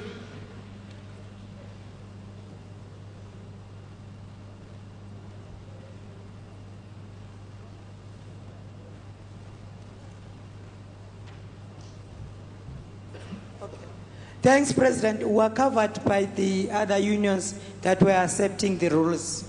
Okay. Sama. Then Fau will be the last after Sama. Thank you, Mr. President. As Sama, we would like to add a change to bullet number 8. We feel it's in our best interest to correct the Congress because we deal with drugs. We would propose that clause 8 reads as follows. We should rather say no alcohol or recreational drugs should be allowed in the Congress, or rather say no alcohol or drugs except those that are prescribed by medical personnel. We have to clearly stipulate. Thank you. Okay. Fau. Well, delegates are still going through some amendments that they think should be made to the agenda and to the Congress documentation. Well, the last person you saw there referring to whether alcohol and drugs should be seeking an amendment to say prescription drugs should be excluded from that. Well, some would say, but they would have thought that that's exactly what would happen. But hey, people are making sure that nothing is left to chance, because as it has been reported, as it has been said, a lot is at stake at this particular Congress, so nothing indeed is being left to chance. Perhaps even the most pedantic of things have to be cleared, as obvious as they may sound or look to some of us. You're watching a live broadcast of Cosatu's 11th Congress taking place in Midrand, Johannesburg, here in South Africa. A bit of a delay, well, not a bit, quite a delay. The keynote address will be given by ANC President Jacob Zuma, who has been here for a good few hours now, and several other speakers, of course, are supposed to address this Congress as well, including the SACP's General Secretary Blade Zimande, as well as the President of Cosatu itself, Situmo Dlamini, as well later on as the state of Cosatu from the General Secretary, who is the person who runs the organization, and that is supposed to happen later on in the afternoon after lunch. Well, I don't know when lunch will be served, because already it's after 1. That's when this Congress is supposed to have gone to a break by now. So, yeah, we are indeed being significantly delayed. Let's go inside to have a look at where exactly things are now. Hopefully this agenda will be adopted finally, and then so that we can then get into the keynote address and the other speeches that are supposed to take place. Let's go inside. In particular, welcome the delegation of the African National Congress, the leader of the alliance, for which this first day of our Congress is dedicated in remembrance of its first centenary, or 100 years. And that delegation is led by the Secretary General of our movement, who is also in the company of the other officials. Welcome, Kwati, Omhle, Omkulu, and all of the leaders of the movement. Wherever you are, you should be in this row, by the way. Secondly, we want to acknowledge the leaders of our party. Comrade Blade Zimande should have been on the chair here. I don't know whether he's present inside the hall. Comrade Jeremy Cronin, we know, I saw him, he's here. Welcome to the delegation of our party, our alliance, our vanguard. They are seated somewhere there together with the ANC. Also welcome to Sanko, Ruth Pengu, and the leaders of Sanko. We want to welcome all the formations in the mass democratic movement, in the civil society, the YCL, Putimana Mela, you are welcomed, the ANC Youth League, Comrade Ronald Lamula, you are welcomed, the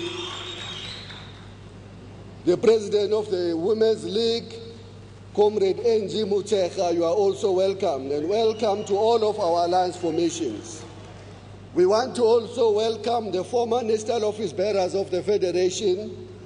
The founding General Secretary, Comrade J. Naidu, is present, together with Comrade Ronald Mufukeng. The founding second Deputy President of the Federation is also present. Welcome, Comrade Lidwaba. Comrade Makulu Lidwaba. Welcome to all of you, comrades, who we may not acknowledge by your right categories. At this point, we've run out of time. Sorry. We also want to welcome all of the recipients of the Elijah Bakhai Award who are present here. Welcome to all of you, dear comrades. Thank you very much, Deputy President. Thank you, Mzondi. Now I'm inviting with dignity and honor the President of Cosatu, Comrade Zuma, to come and address the Congress. Can we invite him with a warm revolutionary song, comrades?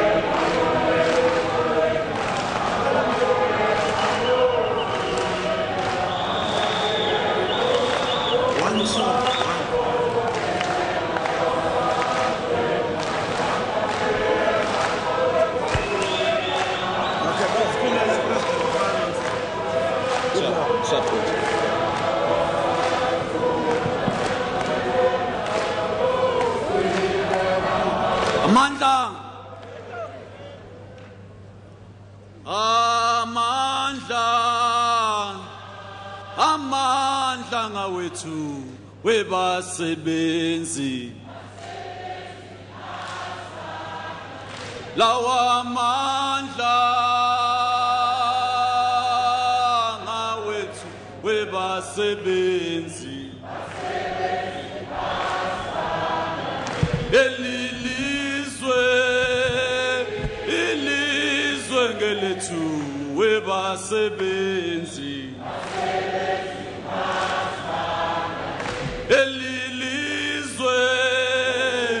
ilizwe ngelethu webasebenzi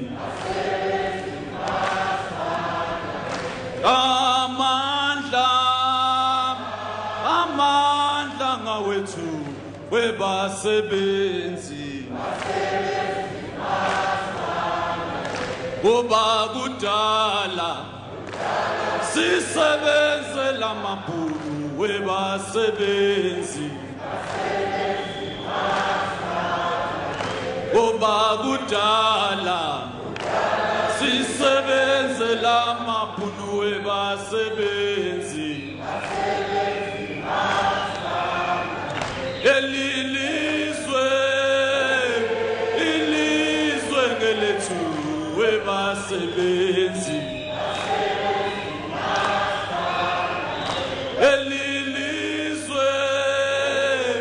ilizwe ngelethu webasebenzi kuba kudala sisebenze lamabhulu webasebenzi kuba kudala sisebenze lamabhulu webasebenzi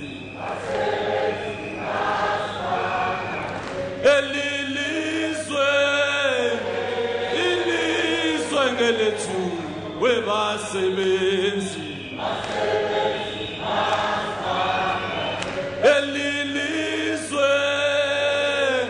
ilizwe ngelethu webasebenzi kuba kudala sisebenze lamala webasebenzi kuba kudala sisebenze lamala webasebenzi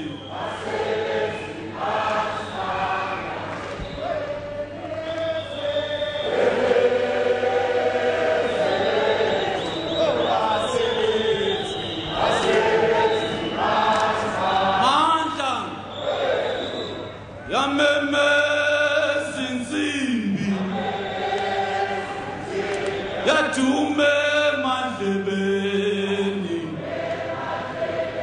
iyolehlanisa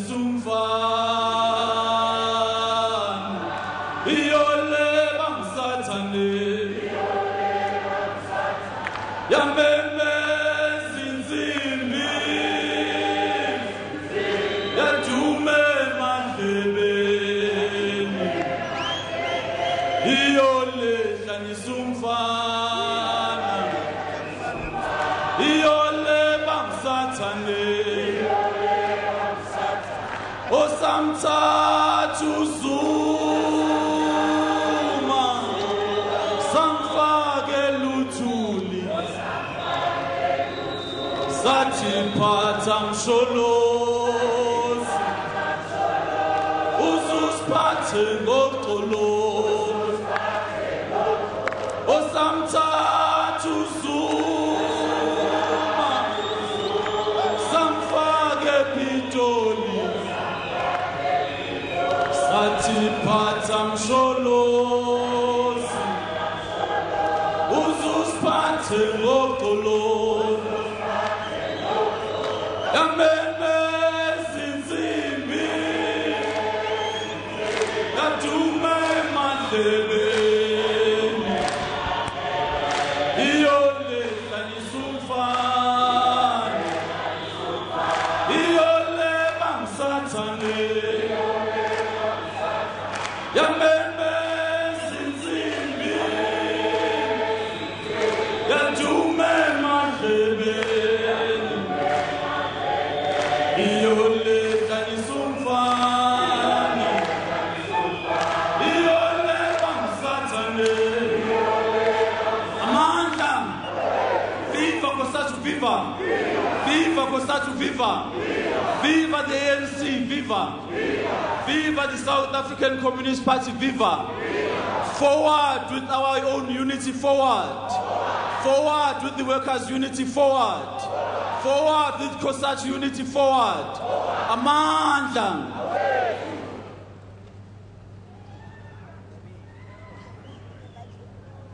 Comrade, First Deputy President, who is the Program Director, the National Office Bearers of Cosatu, members of the Central Executive Committee, the President of the ANC, President Jacob Zuma, who is also the State President,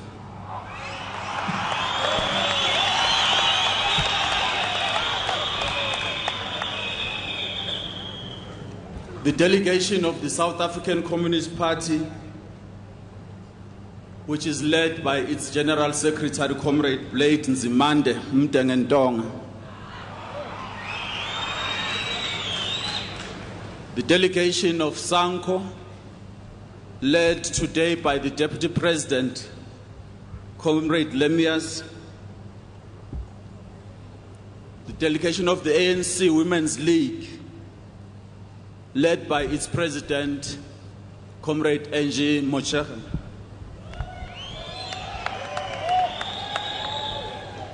The delegation of the ANC Youth League, which is led by its Deputy President, who has taken the responsibility of being the President acting, Comrade Ronald Lamola.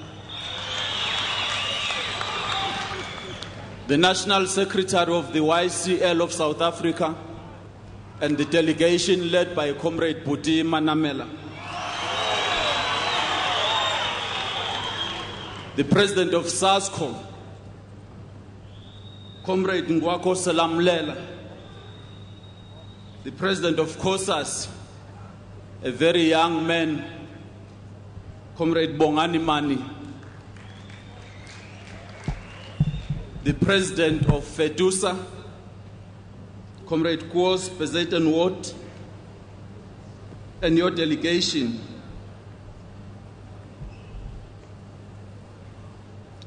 The President of NACTU, who I'm not sure whether he is here, after he communicated that there was a problem which caused him to be uncomfortable coming here. Comrade Joseph Makhagen, the General Secretary of the ITUC, Comrade Sharon Barrow, and the delegation of the ITUC. I know that the ITUC Africa General Secretary, Comrade Cosatu Amango, is here. The General Secretary of the WFTU, Comrade George Mavrikos, and the whole delegation of the WFTU. I need at this point to request, Comrade Chair, for the House to rise and pay our tribute, which we ought to have done earlier, because we have received the news of the passing on of the National Deputy General Secretary of the YCL, Comrade Mike Mahotswana. Can we all rise?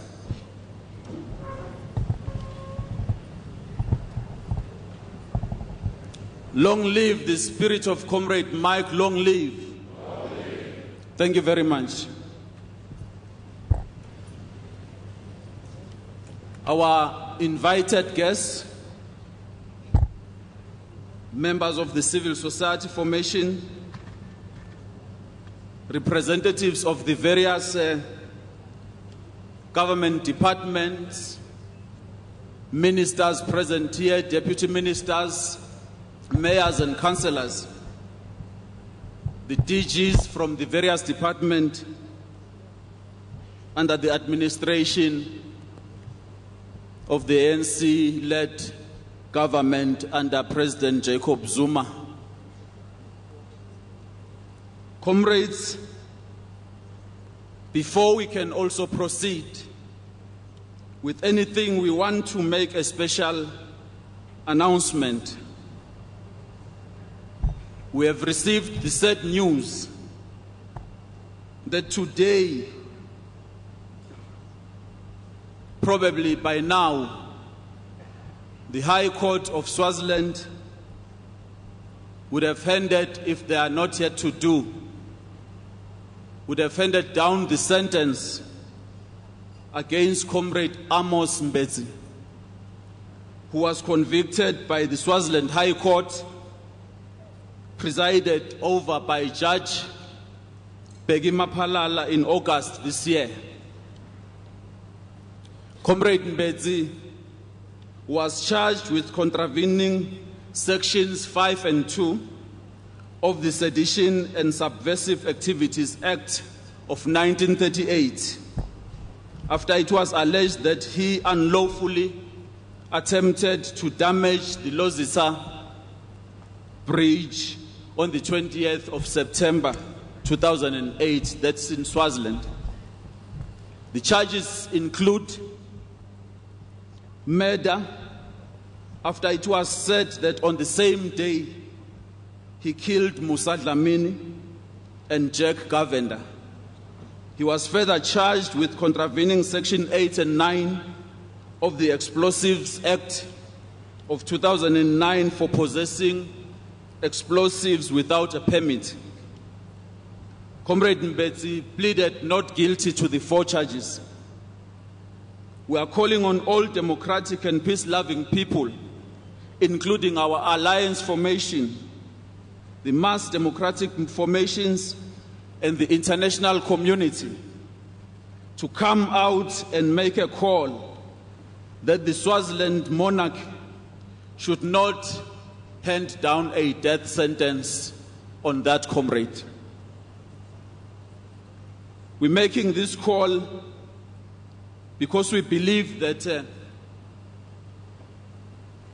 this Congress would be the better place to get the attention of that particular system.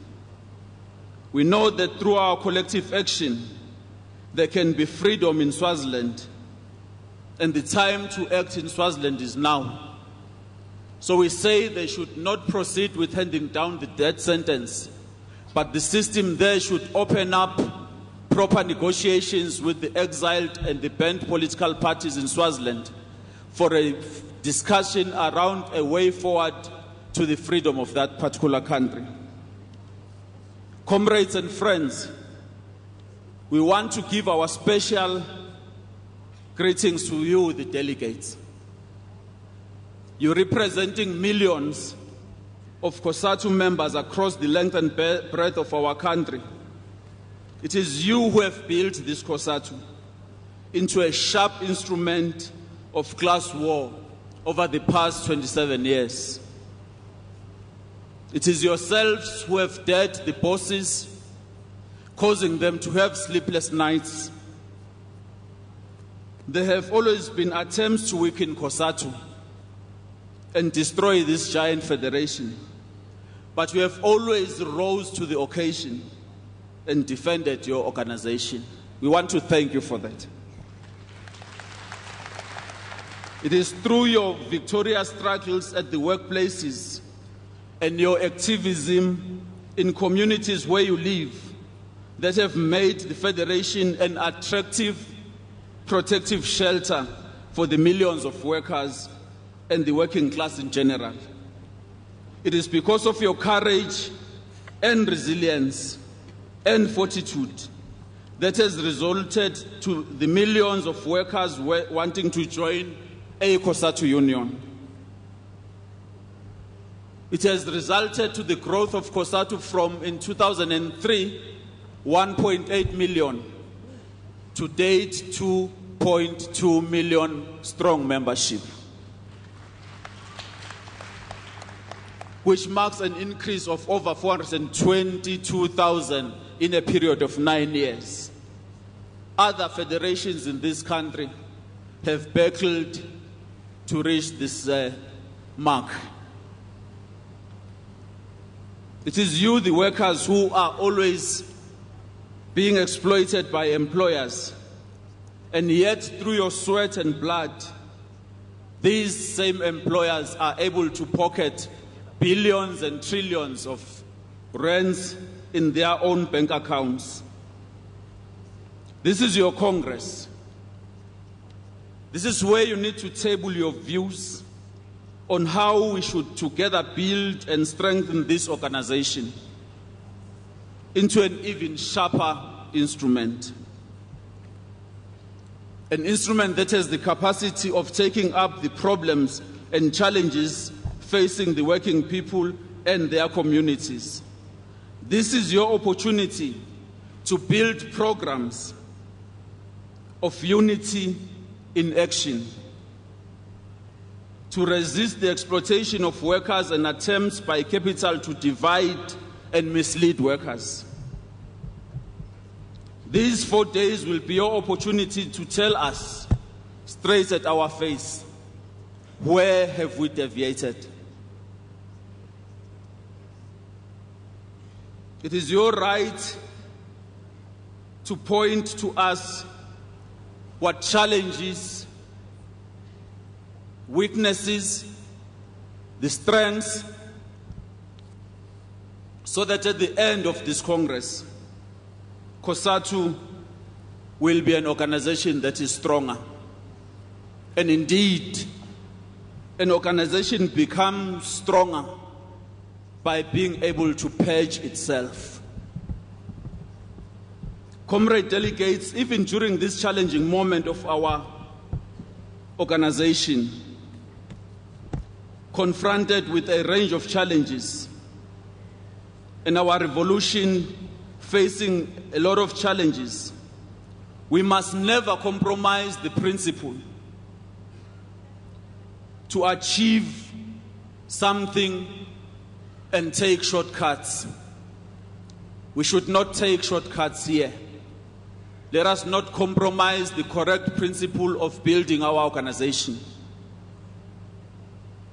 You will recall that when we took the mandate in 2009, we had come to that Congress, the 10th National Congress. The national office bearers of that particular term, when we came to that Congress, were only 3. It was the President, it was the General Secretary, and the Deputy General Secretary. We are happy that this time around, we are addressing you. We are a full complement the leadership that we elected that Congress, we are coming to you in good health. We are coming to you more experienced than that time.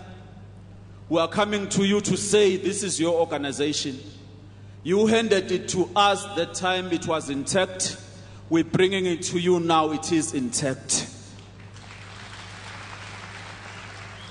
This organization of Elijah Bahai, John Gomomo, Violet Siboni, Alina Ratzulasa, Chris Lamini, Oli Lengo, and other stalwarts that have passed on, is here today. It is up to yourselves. It is up to you on how you will chart the way forward for this organization. We're bringing it to you as it is. Comrades, we stand here today observing the damage that capitalism continues to unleash to us, the working class. Particularly at this moment, it is accompanied by a systemic onslaught and an attack to Cosatu and the liberation movement as a whole. We can only conclude that indeed the Communist Manifesto was correct when it asserted, and I quote, "The history of all hitherto existing society is the history of class struggle. Freeman and slave, patrician and plebeian, lord and serf, guild master and journeyman, in a word, oppressor and the oppressed, stood in constant opposition to one another, carried on an uninterrupted, now hidden, now open fight. A fight that each time ended either in a revolutionary reconstitution of society at large or in the common ruin of the contending classes. The modern bourgeoisie society has established new classes, new conditions of oppression, new forms of struggle in place of the old ones. Society as a whole is more and more splitting up into great hostile camps, into two great classes directly facing each other, the bourgeoisie on one side and the proletariat on the other, close quote. The glaring failures of capitalism manifested through the global economic crisis and how governments and capital have all over the world responded to these class challenges and the battles. I can say with confidence, now it is an open battle. It's no more hidden at the moment. It continues. It is up to you, the combatants, to face this battle. It is the battle against capitalism, an evil system. Comrade President, the question we are asking, which this Congress must confront, it is whether we have the requisite organizational and political capacity to respond pound for pound and emerge victorious in this class war. We are raising that question. Day in and day out, we wake up to this painful reality wherein the living and the working conditions of the working people are worsened whilst the rich continue to amass wealth, living luxuriously and enjoying their profits. Governments all over the world have passed laws which make it easier to take from the poor and give to the rich in the name of bailouts and taxes. Policies are developed and regulations deliberated and are ignored on policy loopholes deliberately created to allow capital to amass more wealth and squeeze the working class into the dark corners of poverty, unemployment, and inequalities. Day in and day out, we see the rich continuing to award themselves with huge bonuses, extracting our country's resources and hide them away in safe havens in Switzerland and other areas of the world. And according to the report by the Tax Justice Network, the super rich are currently hiding away wealth estimated between 21 trillion US dollars and 31 trillion US dollars. We have observed with pain during the economic crisis wherein governments intervened and acted to protect the interest of capital and to sustain the situation in which capital maximizes its accumulation even under the conditions of economic crisis. And according to this research, since 2008, the world's billionaires saw their wealth grow by 50% and their ranks swollen to 1,011 from 793. Europe had 248 billionaires and the USA had 403 billionaires whose wealth could do more than cover the 2008 US federal deficit. With money left over the states, on average, each billionaire has in its pocket or in his or her pocket wealth increasing by 500 million US dollars. That's how they've continued to make profits even during the crisis of our economic downturn.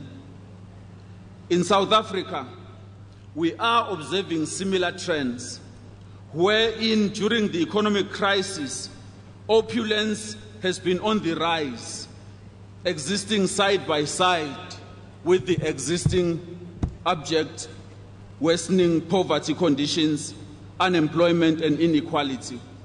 This country's 20 richest men enjoy 45% increase in wealth in 2010, at the height of the economic crisis in this country.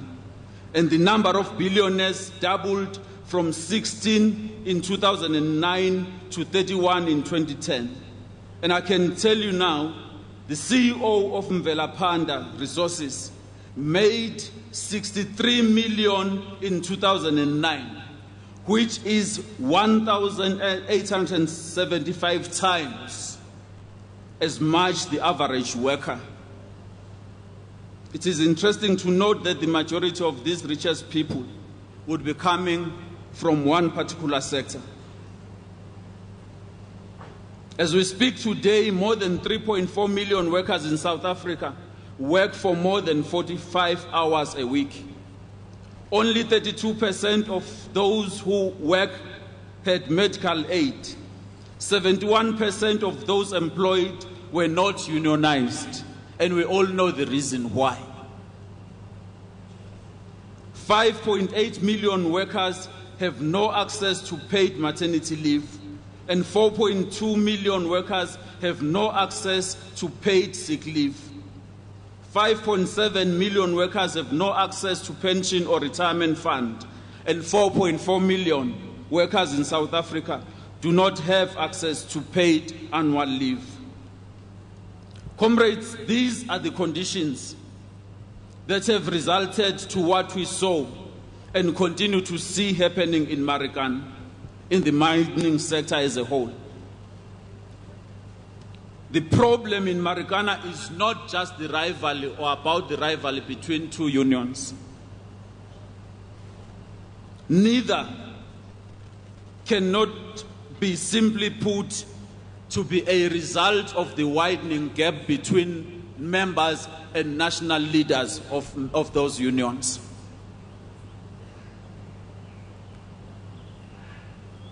These are the conditions, comrades, which have resulted to what we saw and continue to see in Marikana and in the mining sector as a whole. The problem in Marikana, as I've indicated, is not just what is being said. Reality is that the rock drill operators, indeed, as essential employees, are subjected to these difficult conditions which are life-threatening, which are very much risky on a day-to-day basis. That is the reality. And we can relate to similar experiences in other sectors.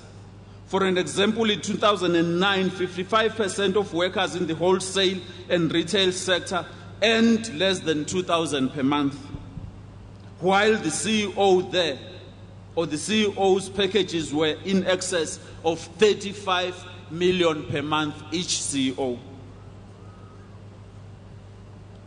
This painful reality confronts our people, including the fact that more than 6 million workers in South Africa live on less than 10 rands a day. And these are the workers who in turn are supporting on average 4 family members. This means that 30 million South Africans live on less than 10 rands a day.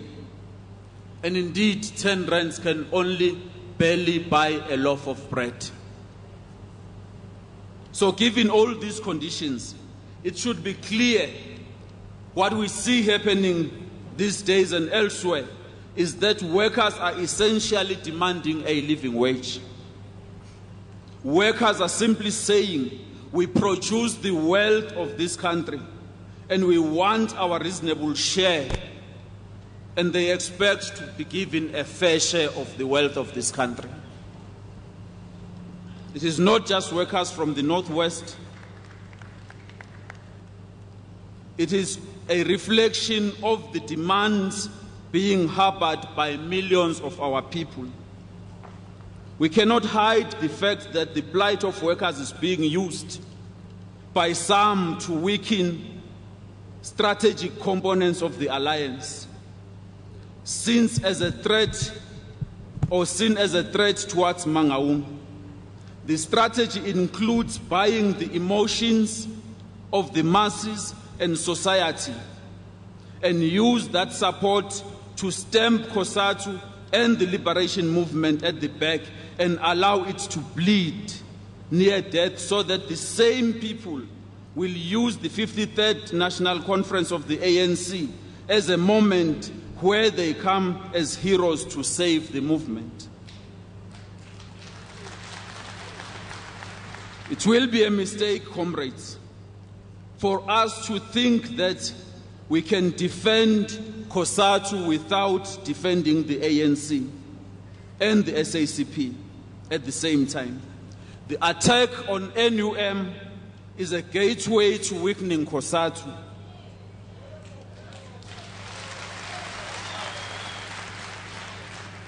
The attack on NUM is an attack to Cosatu, the SACP, and the ANC.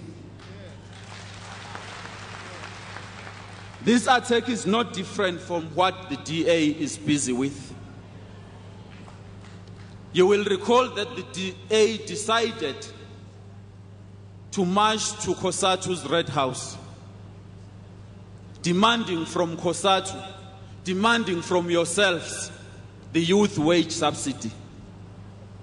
It was a calculated move to set Cosatu against society as part of the broader strategy to set the movement as a whole against society. The majority of those in the DA march were the African people who were being instigated to march against the African workers, a strategy that was used by the apartheid movement or government to set blacks against each other. It is the same strategy that is being used today in what we have now grown to know as the Marikana tragedy or the massacre. I am happy, comrades, to report that on behalf of the office bearers, you stood very firm to defend the Cosatu House.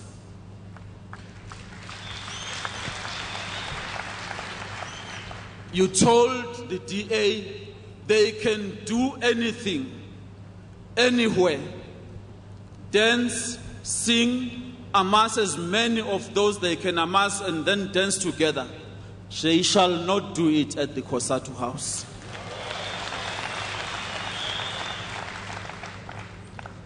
The former president of the African National Congress, Dr. Nelson Mandela, when he wrote an article titled Shifting Sands of Illusion in June 1953, he was speaking of the DA of the time, but speaking to the DA of the day in 1953. This is what he said, and I quote, "Though apparently democratic and progressive in form, are essentially reactionary in content. They stand not for the freedom of the people, but for the adoption of more subtle systems of oppression and exploitation. Though they talk of liberty and human dignity, they are subordinate henchmen of the ruling circles. They stand for the retention of the cheap labor system and of the subordinate colonial status of the non-European masses, together with the nationalist government, whose class interests are identical with theirs. In practice, they acquiesce in the slavery of the people. They take joy in the low wages and mass unemployment, the squalid tenements in the locations and shanty towns." Close quote. This is what Nelson Mandela said about the DA of the time that time. It fits perfectly well to the DA of today. Comrades, we must not make a mistake of undermining and underestimating the enemy. The systematic attack we see today directed at us is based on evidence on what a united alliance is capable of doing to defend and advancing the NDR. They have seen shifts in industrial and trade policies as a reflection or reflected in the IPEP 2 and the NGP. By the way, don't say it is NUM today and hope it will not come to yourself. Do not say it is Satao today and it will not come to yourself. Do not say it is Communication Workers Union today and it will not come to yourself. Remember, this is an orchestrated plan that is championed centrally from somewhere, aiming to dislodge us as a whole, the movement as a whole. It has got to be exposed. It cannot be that even when people shout using our slogans, wearing our red shirts, sometimes distorting and talking our language, that therefore will believe they're speaking the truth. One day, when you make a mistake of following and listening to a demagogue, you will regret after you have taken a run to your own death as a worker in this country, and say to yourself, you will say to yourself, if only I did not listen to a demagogue, it will be too late. It is for this reason, Comrade President of the ANC, that in responding to the developments in Marikana, including our attacks or attacks that are unleashed against us, we need a principled, sustainable response which will not take away our focus and energies to the strategic task advancing the national democratic revolution, which is the struggle for socialism. We need a response that will draw everybody's attention and energy on the total restructuring of our economy, so that it can be placed on a labor-absorbing strategy and trajectory. We need a response that will ensure an end of the domination by the mining, the finance complex, and building in the industry or in the industrial sector on meeting the basic needs of our people. It is why the GS announces earlier on, we shall take and present a special resolution on this matter. But what we are advising, when we take that special resolution, it has to be informed by our actions, not in a half or not in a hasty way, so that we miss the strategic objectives of what we need to do to address the problem. We must call upon those workers who today, and we understand their plight, are still moving mine to mine and going all the country, saying and expressing their grievances. Cosatu is your home. Cosatu unions are your home. Come back. We must encourage them to come back. Yes, you may say something about some of their leaders, but you must say, come back home. Cosatu remains your home. About to conclude in opening this Congress, Comrade Chair. We need a response that will focus our country on the distribution of wealth and the nationalization of the commanding heights of the economy, and as well for the effective land redistribution in order to ensure that the Freedom Charter demands that the wealth of our country is controlled to enhance the well-being of the people is realized. We must not fail and fall into a trap of competing with the demagogues. Instead, we should honestly be with the workers, listen to them, engage employers, force employers to address the demands raised by the workers. If we are patient and consistent in our organizational and political work, the truth will be revealed, and workers will see demagogues for what they are. And comrades, there should be no shortcuts on this matter.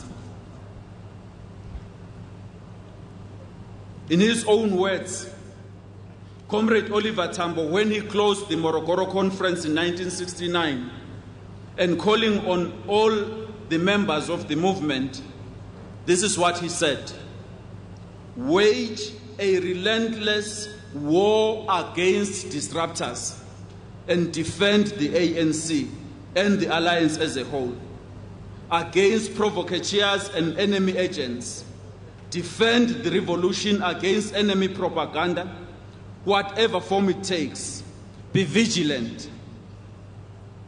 Comrades, the enemy is also vigilant. Beware of the wage driver, the man who creeps from ear to ear, carrying a bag full of wages, driving them in between yourselves and the next man, between a group and another group, a man who goes around creating splits and divisions. Beware of the wage driver. Watch his poisonous tongue, close quote.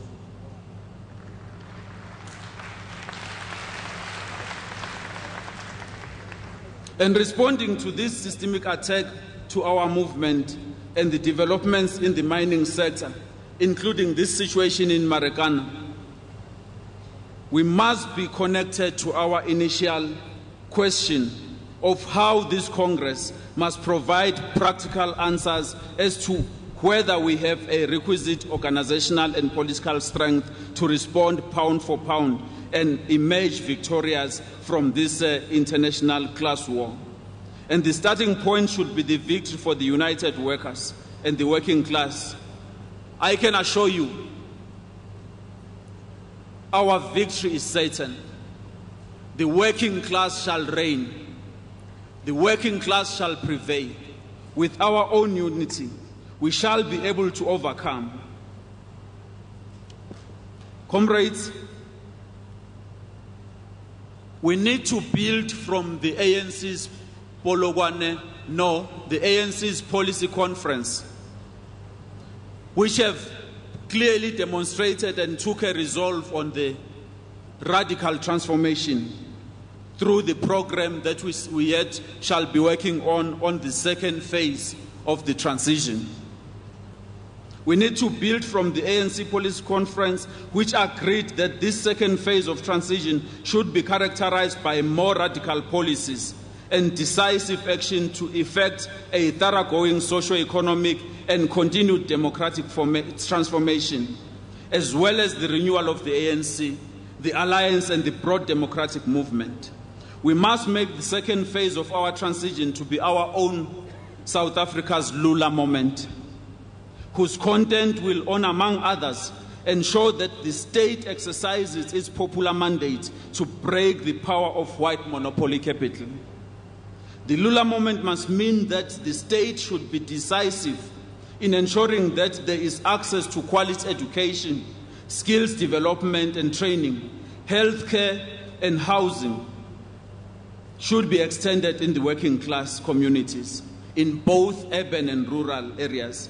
The state will have to ensure access to quality and affordable public transport, including by people in rural areas, and provide the appropriate macroeconomic framework underpinned by the restructuring of the entire tax system with a view to introduce the progressive taxation to finance meeting the basic needs of our people.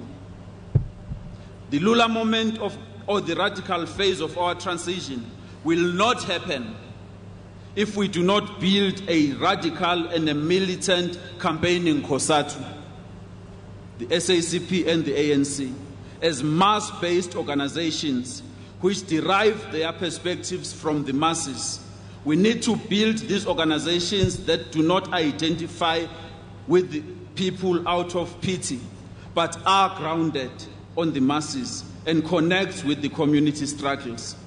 Build them as organizations that see people as capable of representing and presenting their own solutions to the challenges confronting society. We know that the demagogues occupy the front ranks of this class war from the sides of the enemy camp. This is what Lenin said, and I want to close with this quotation about demagogues. Open quote. Demagogues are the worst enemies of the working class.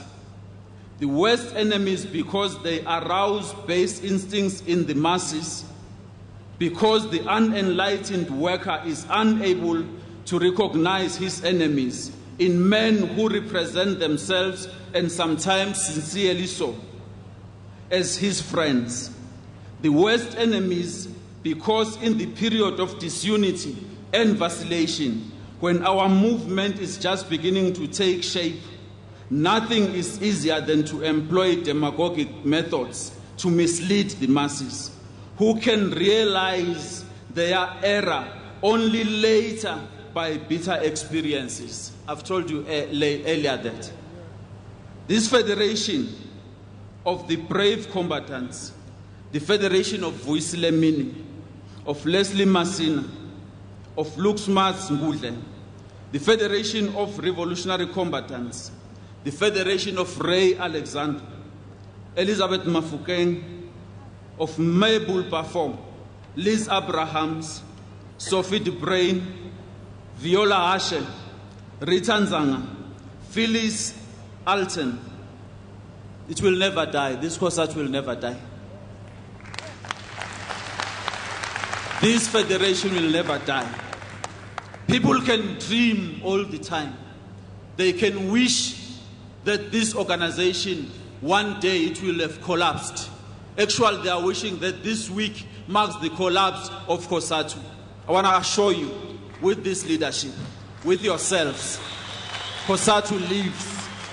Cosatu remains. Cosatu remains a force. We shall come, we shall go. Cosatu shall remain.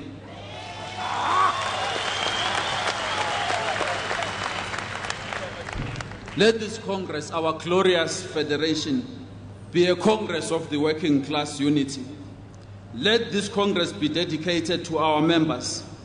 Let us take Cosatu to our members. This 11th National Congress of Cosatu, I duly declare opened. Amandla.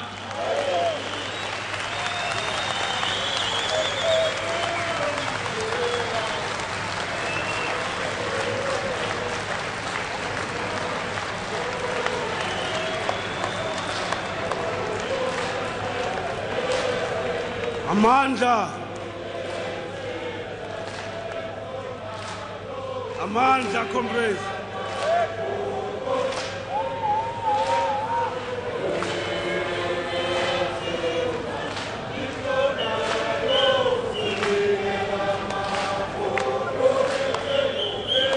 Bopa.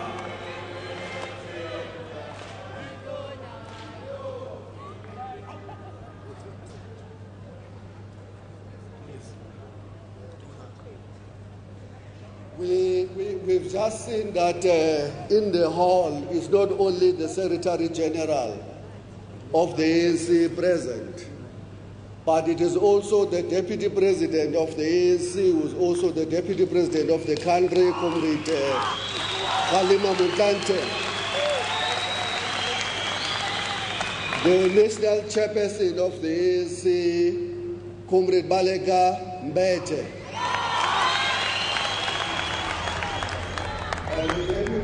Well, the hands you saw and you're hearing there, people, the delegates here clapping for as Cosatu General Secretary Zwelinzima Vavi acknowledged the presence in here of the ANC's Deputy President Khalima Motlanthe.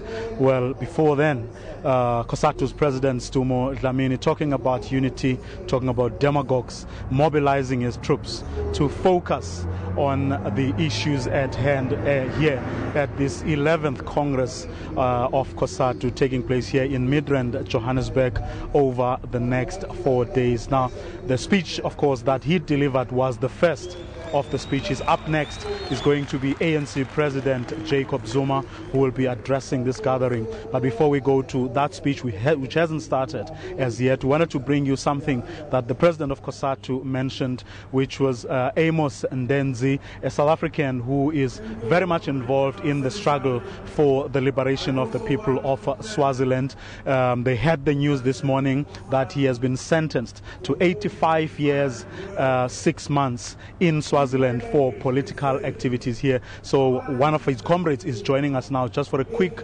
reaction before we go back inside that hall where Jacob Zuma will be speaking in a short while. Your reactions, Budwandile? Well, Vuyo, this is not surprising. What else we could have expected from a judge of the Dingunda regime? This validates our long assertion that there is no justice in Swaziland, and the monarchy is prepared to do everything in the book to sustain the status quo. This to us is a call to action. This to us says there is no shortcut in the struggle. We must go down, mobilize the people. We must go down, do what we all in our levels and whatever capacities we have to make sure that what Mbedzi stands for actually materializes in Swaziland in the shortest possible time we could all want.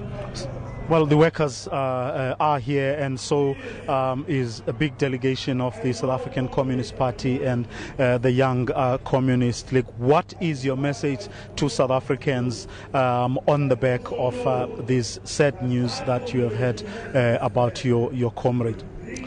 Well, comrade, for us on the ground, we have a long, rich history with Mbedzi in particular, who have been involved in the struggle. We feel it is even more hurting to us, it is even more biting on us than to any other. But of course, we're saying, comrades, it's not time for us to lament. It's not time for us as Pudemo. As you know, he was closely working with Pudemo forces. It's not time for us as Communist Party and any other, and all the other progressive forces, in particular Cosatu, to lament. But it is, of course, to say, what do we need now? That we do our best to push Mswati and leave him with no option but to know and accept that there is no other world other than a democratic Swaziland. Thank you very much. Thank you very much. Well, Wandile Lulu, a comrade of Amos Ndenzi, a South African who this morning was sentenced to 85 years and 6 months in Swaziland for political activities. So in our bulletins later on this evening, we will of course be bringing you that story and of course the reaction to it. Well, for now, we go right inside where President Jacob Zuma, the president of the ANC, will be addressing the Congress of Cosatu anytime from now.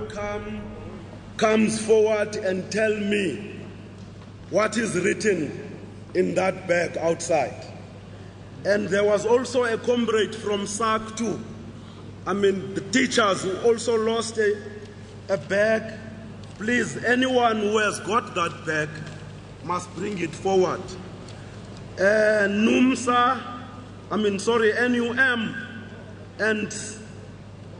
and Sakau. Can you please see the Deputy General Secretary of Cosatu? And right now, Comrade Z is also bringing another bag that is lost and found. Can you please come and claim it? There is a cell phone. I'm not going to outline the description of this cell phone, but this phone was found at the media room. The owner of the phone must also please come forward to claim this phone. IEC, are you ready?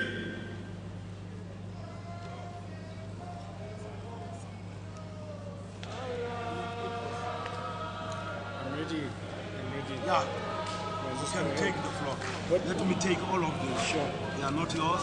All of them.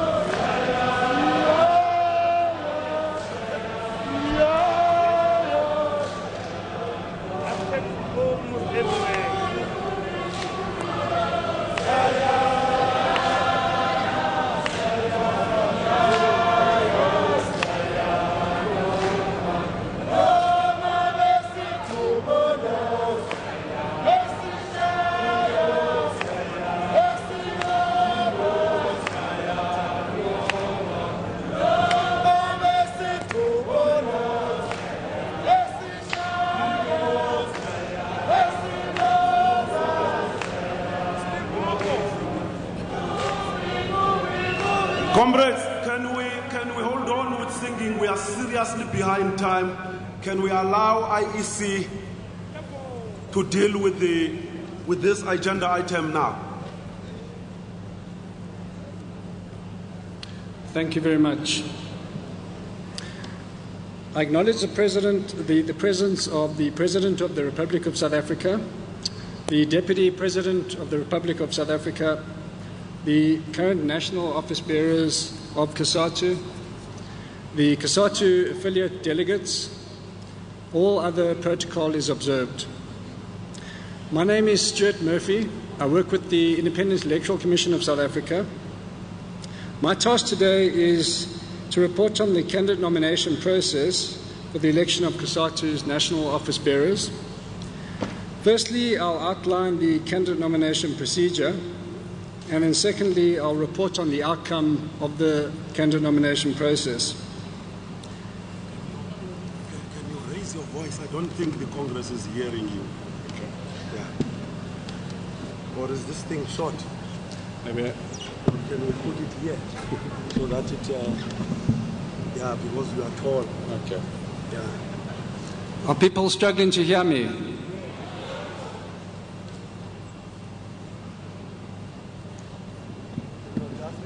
Trying to adjust this.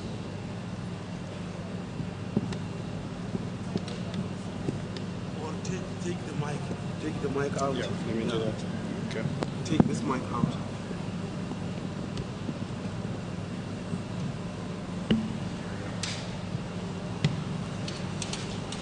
All right, so firstly, to outline the candidate nomination procedure. You'll recall that candidate nomination opened on the 17th of August 2012 and it closed on the 11th of September 2012 at 16:30.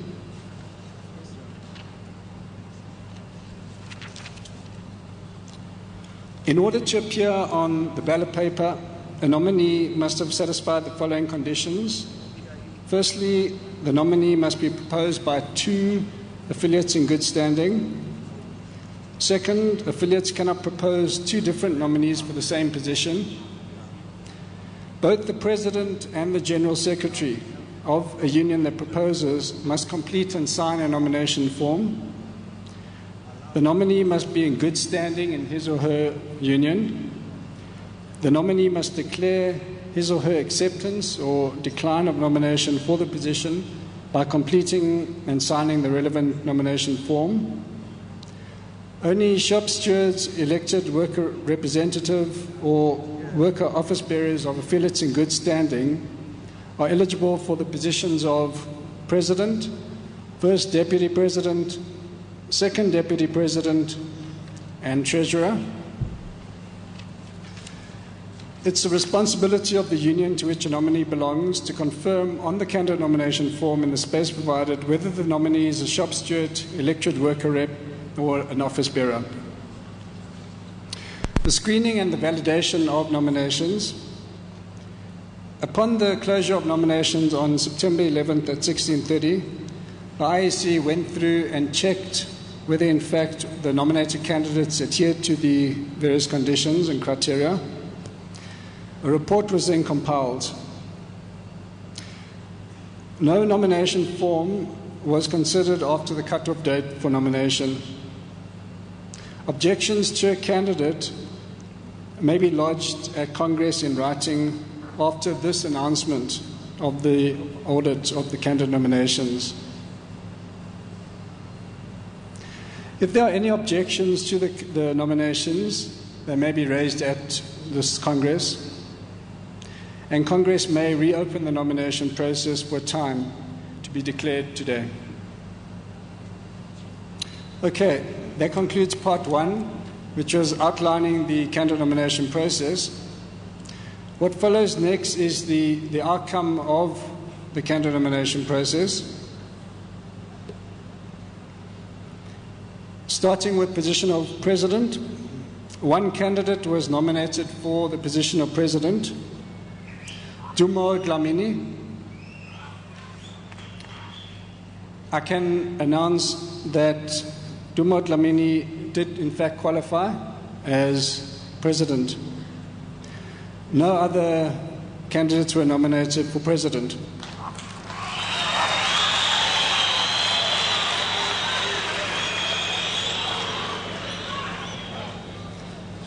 For the position of First Deputy President, Chocho James was nominated as First Deputy President, and Chocho James did in fact qualify for this position. A second candidate was nominated for the position of First Deputy President, Nomvula Hardy. Nomvula Hardy did not qualify for the position of First Deputy President.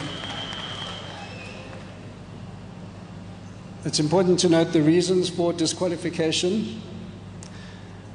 You'll note in the guidelines that every nominated candidate has to be supported by both the President and the General Secretary of the affiliate nominating. In the case of Nomvula Hardy, only the General Secretary of the 2 affiliates that put forward the nomination in fact supported the nomination. For the position of Second Deputy President, 1 candidate was nominated. That candidate's name is Zingizwa Losi.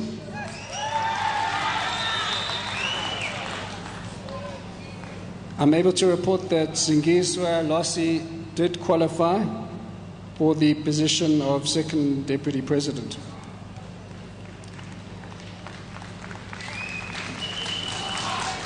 For the position of treasurer, one candidate was nominated.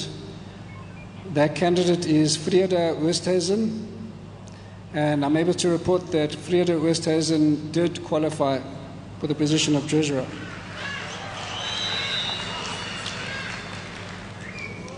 For the position of general secretary, one candidate was nominated.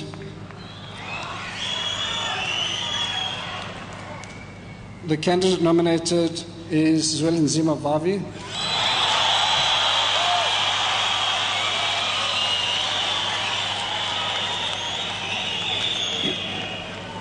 I'm able to report that Zuma Vavi did qualify as General Secretary.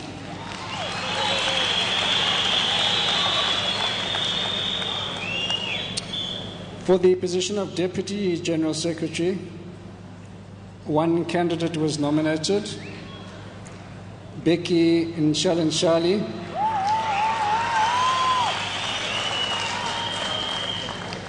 And Becky Nshalanshali did qualify as Deputy General Secretary.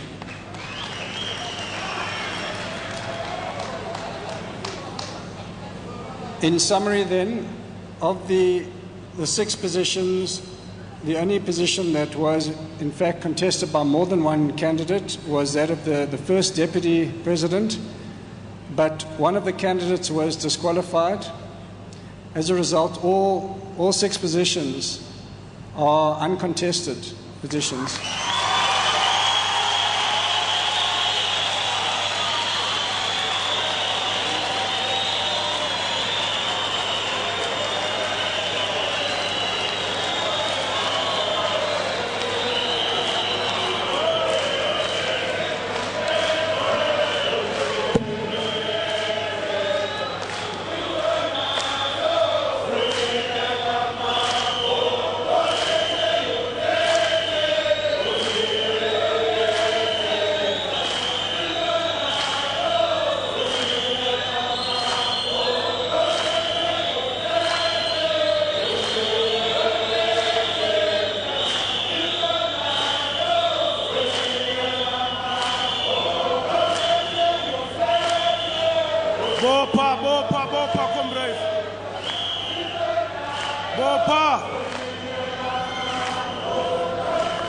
Bopa, comrades, Bopa, time is against us seriously.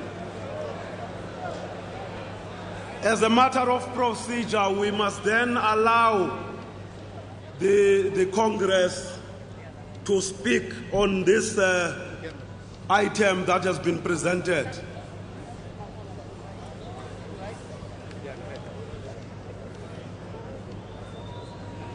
Sasbo, let me write you down.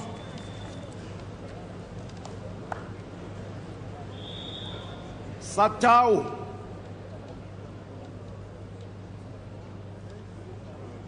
Clothing and textile.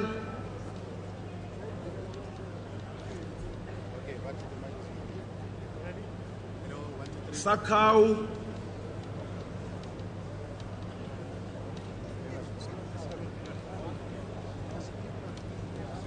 Sasbo.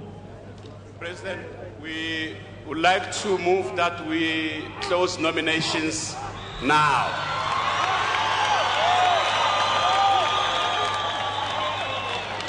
Okay, comrades, okay, with no time. Satau. Comrade President, we want to second the motion raised by Sasbo.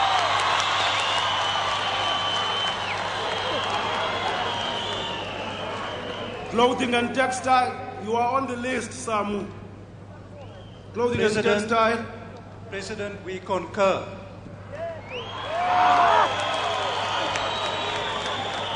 Sakau.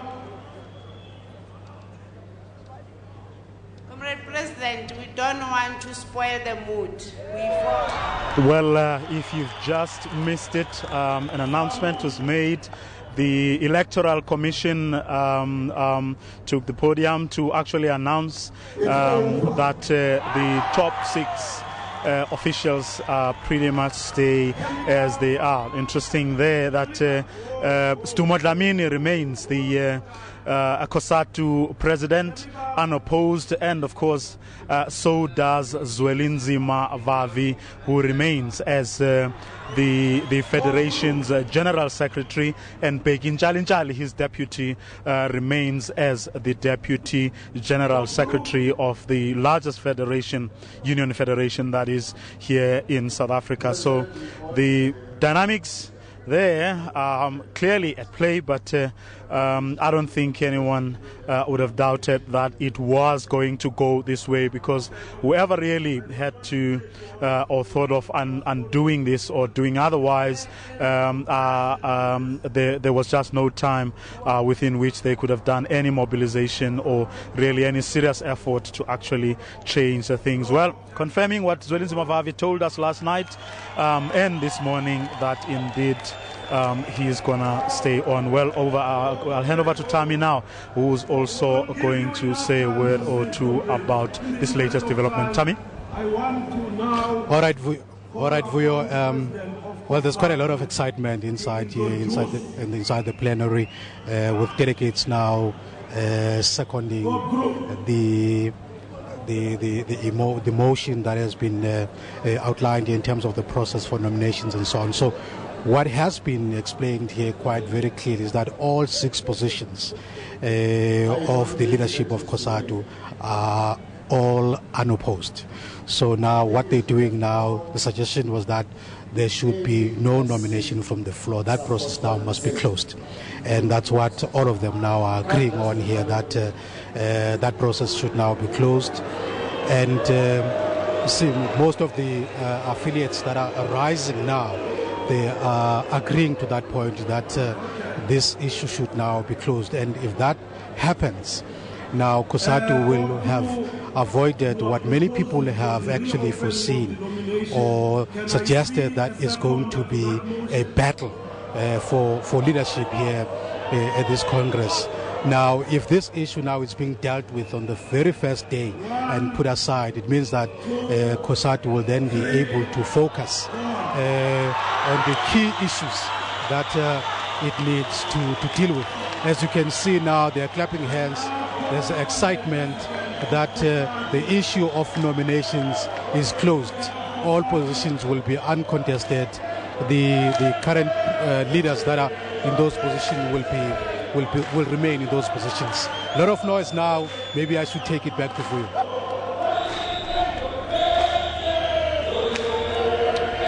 Well, very, very interesting indeed. But it of course remains to be seen whether in fact the leadership of Cosatu will indeed show or demonstrate the unity that they so desire, as of course they grapple with various ANC-related issues, but also issues within the various affiliates themselves. So it is indeed going to be a very interesting development to watch, because in the end it is indeed about the unity of Cosatu leadership, Cosatu membership, to focus on the tasks that they are supposed to be focusing on, and that is building or rebuilding, shall we say, Cosatu, which over the past few years has indeed received or experienced some knocks. Going to the ANC conference, of course, is going to be interesting whether that peace, that unity is indeed going to hold, and whether these leaders will rise above their differences and whatever preferences they may have as to who should lead the ANC in December. They will bury the hatchet and actually focus on the work of Cosatu. Well, that issue has now been resolved once and for all. There will be no further nominations, meaning the 6 top officials of the Congress of South African Trade Unions remain as they are, and they are going to lead Cosatu over for the next 3 years. Let's go back inside now, where everyone is waiting for President Jacob Zuma to address this Congress in a short while. Ask the Congress to be in order. We are appreciative of the fact that we've been sitting here since we started and people are hungry. But angithi size la ukuzosebenza maqabane. We have come to the point where we have to introduce to yourselves a leader that does not require any introduction to yourselves. He reigns from your own ranks. He has grown within the movement. He has cut his leadership experience through the uninterrupted struggles of the working class, has led in various structures of our movement, has led in various capacities in our movement, the ANC. Indeed, as a worker originally, he always argues that indeed he is still a worker because any person who is paid a salary is a worker. He is the president of the ANC, elected at Polokwane in 2007, given the mandate to lead, not alone, with the collective of the leadership of the ANC. Before then, he was the deputy president of the ANC and the deputy president of the country up until the 14th of June 2005. He then, after Polokwane, was elected the President of the Republic of South Africa after the victory of the African National Congress as the leading political party in this country, which made him to be the state president of the Republic.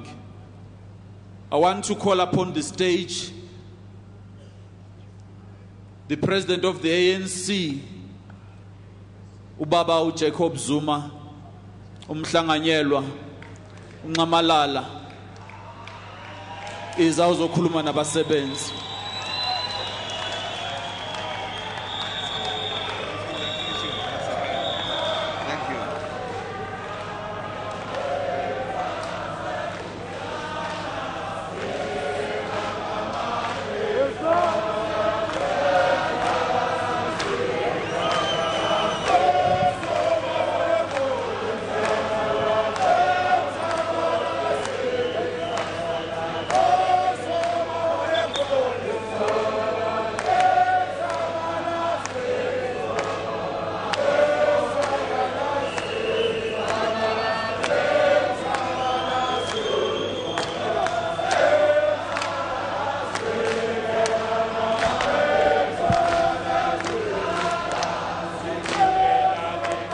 Asiqale situlele mayiphela sesingayifaka nale sicula ingoma eyodwa at the time.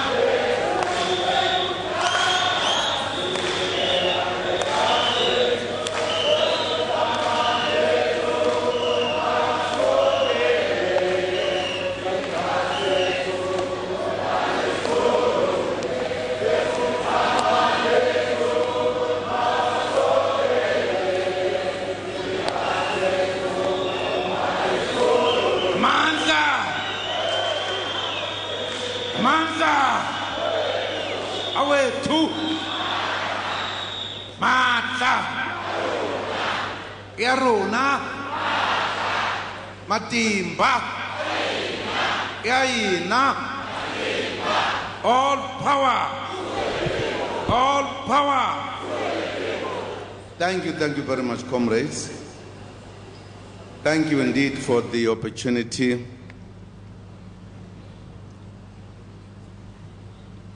The President of Cosatu, Comrade Zuma, General Secretary of Cosatu, Comrade Zuma,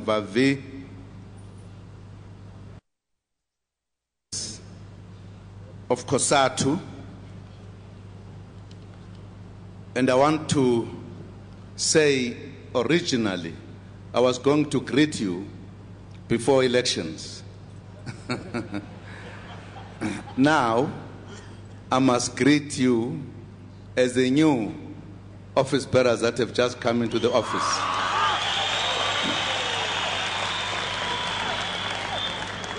And I must congratulate you.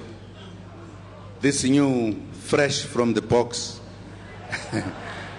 collective of the office bearers. It says something to this federation.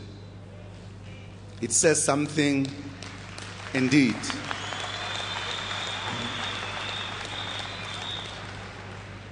That when challenges are there, this federation brings back the majority and bring back unity for the sake of the federation and the workers and our country. And I must really thank the delegates who were able to take a decision and not to make those who were looking forward to this federation depleting, but to emerge as a united force within the alliance.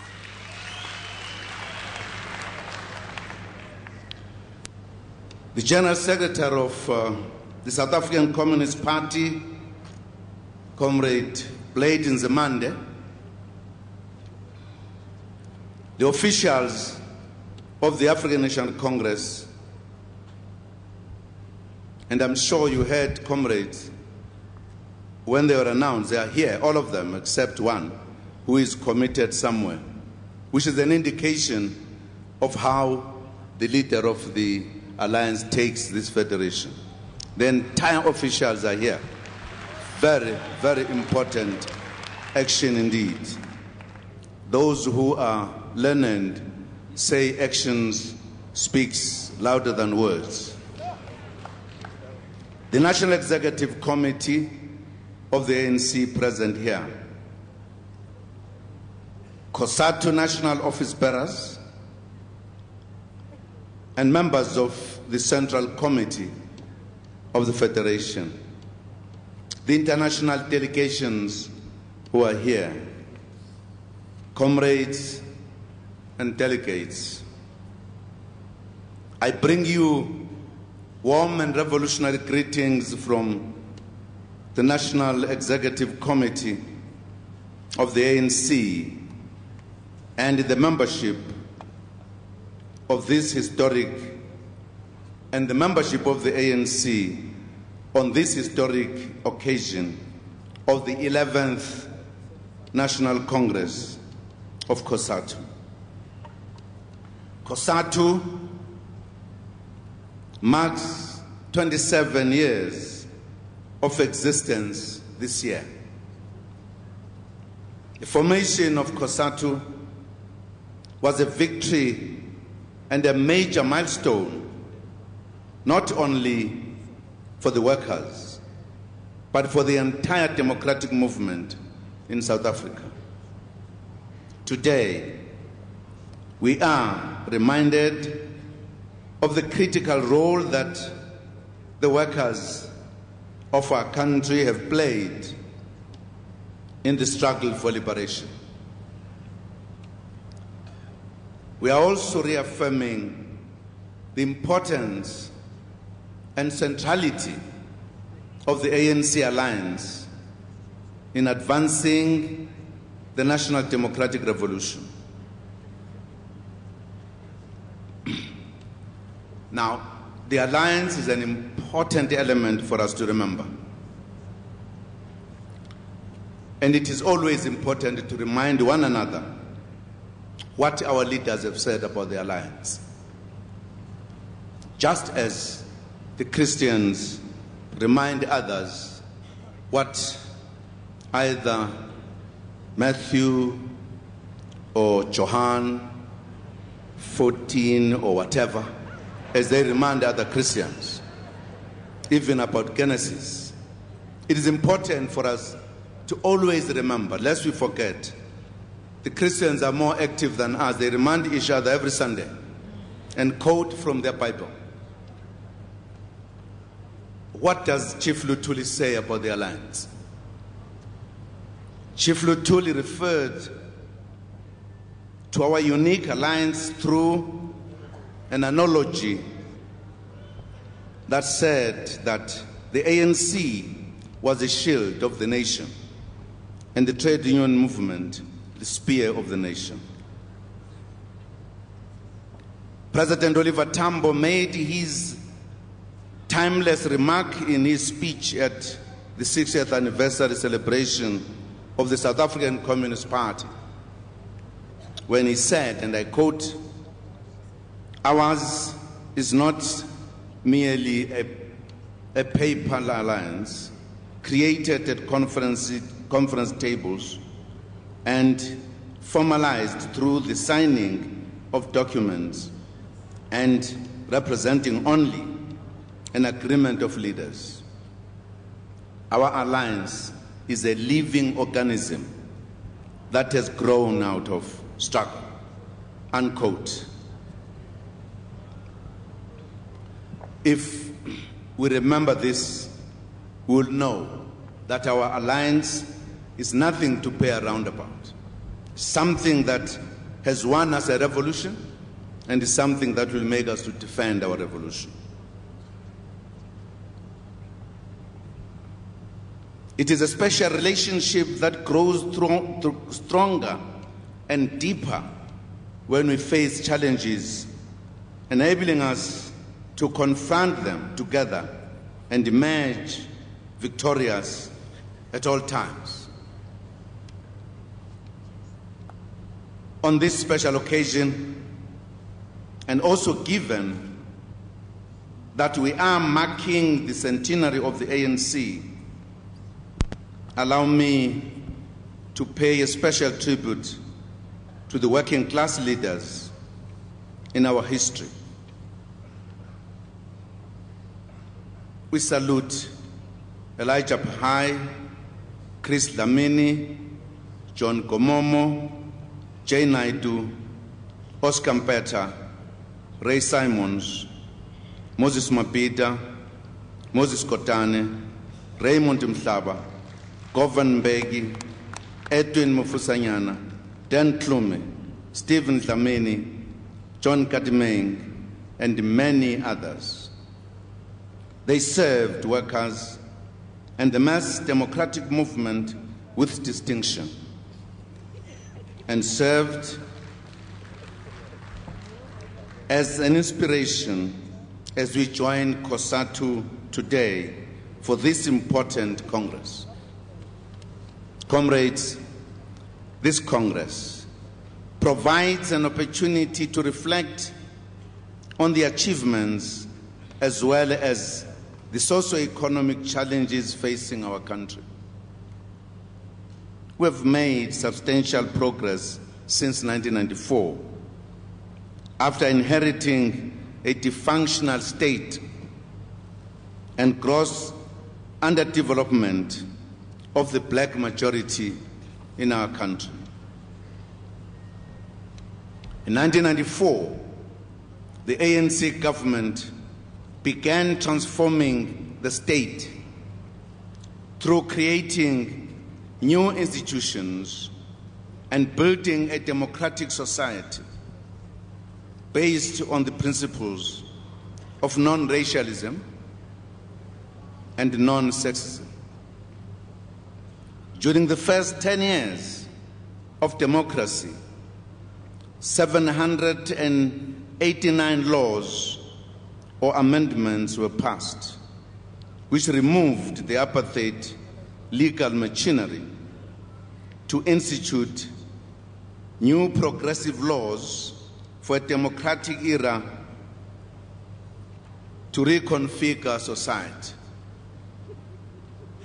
The dismantling of the legal framework of apartheid and the transformation of many state institutions has led to the visible improvement of the socio-economic conditions of millions of South Africans.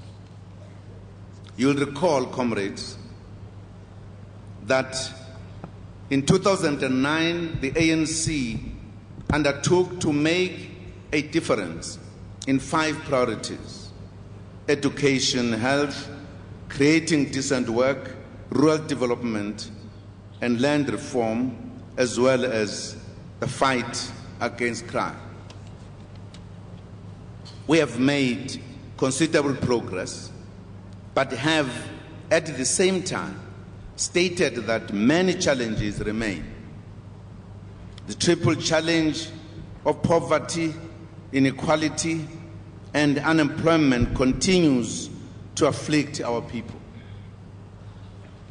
The ANC Policy Conference in June reaffirmed that despite major achievements, the structural legacy of colonialism of a special type, including patriarchy, remain deeply entrenched. This is reflected in the colonial racist and sexist structure and character of the economy and development.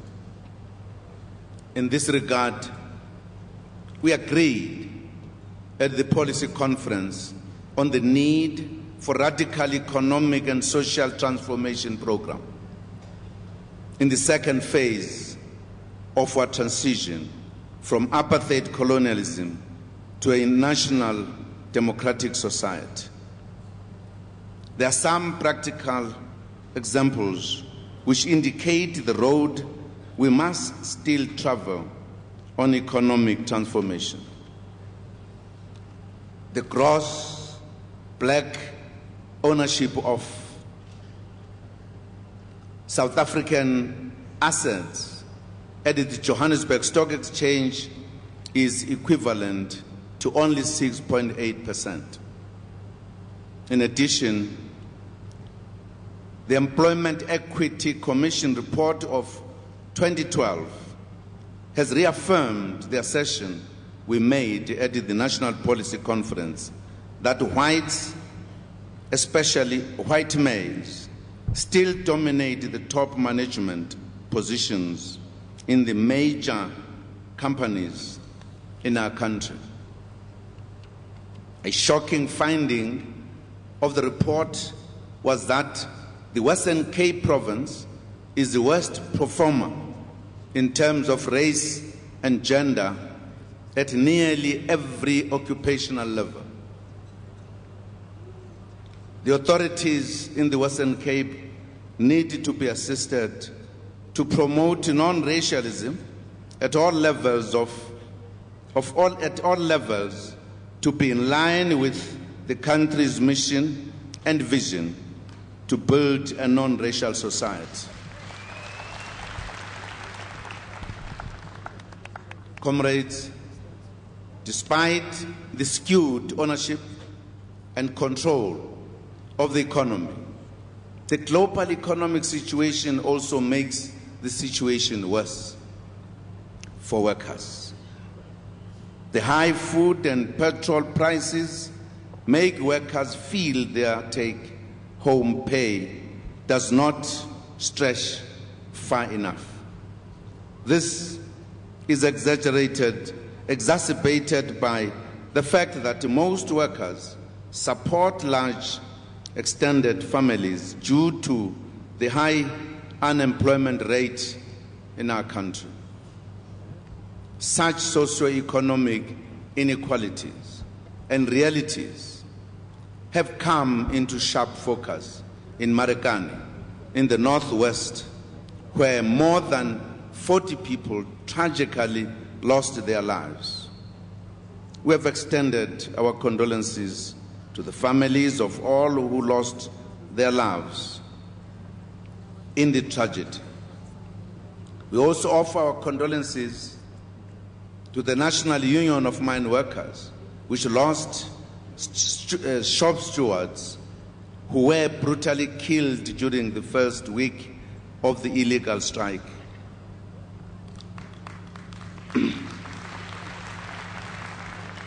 Another NUM shop steward, Mr. Dumisani Mtindi, was tragically hacked to death in Marekani last week.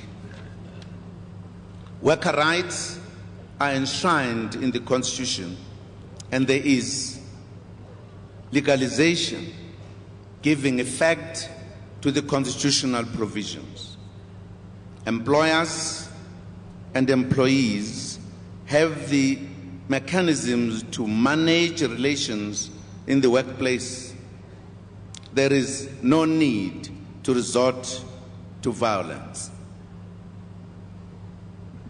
And I believe we must not encourage that, because history will tell you unorganized or unionized workers become victims in the history of our system. Unionization is the shield, the only way for the workers to guarantee their conditions in the future.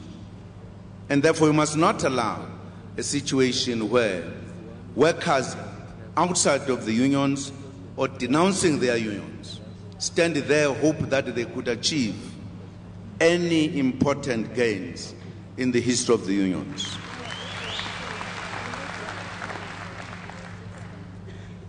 The Judicial Commission of Inquiry will establish the facts around what happened in Marekani.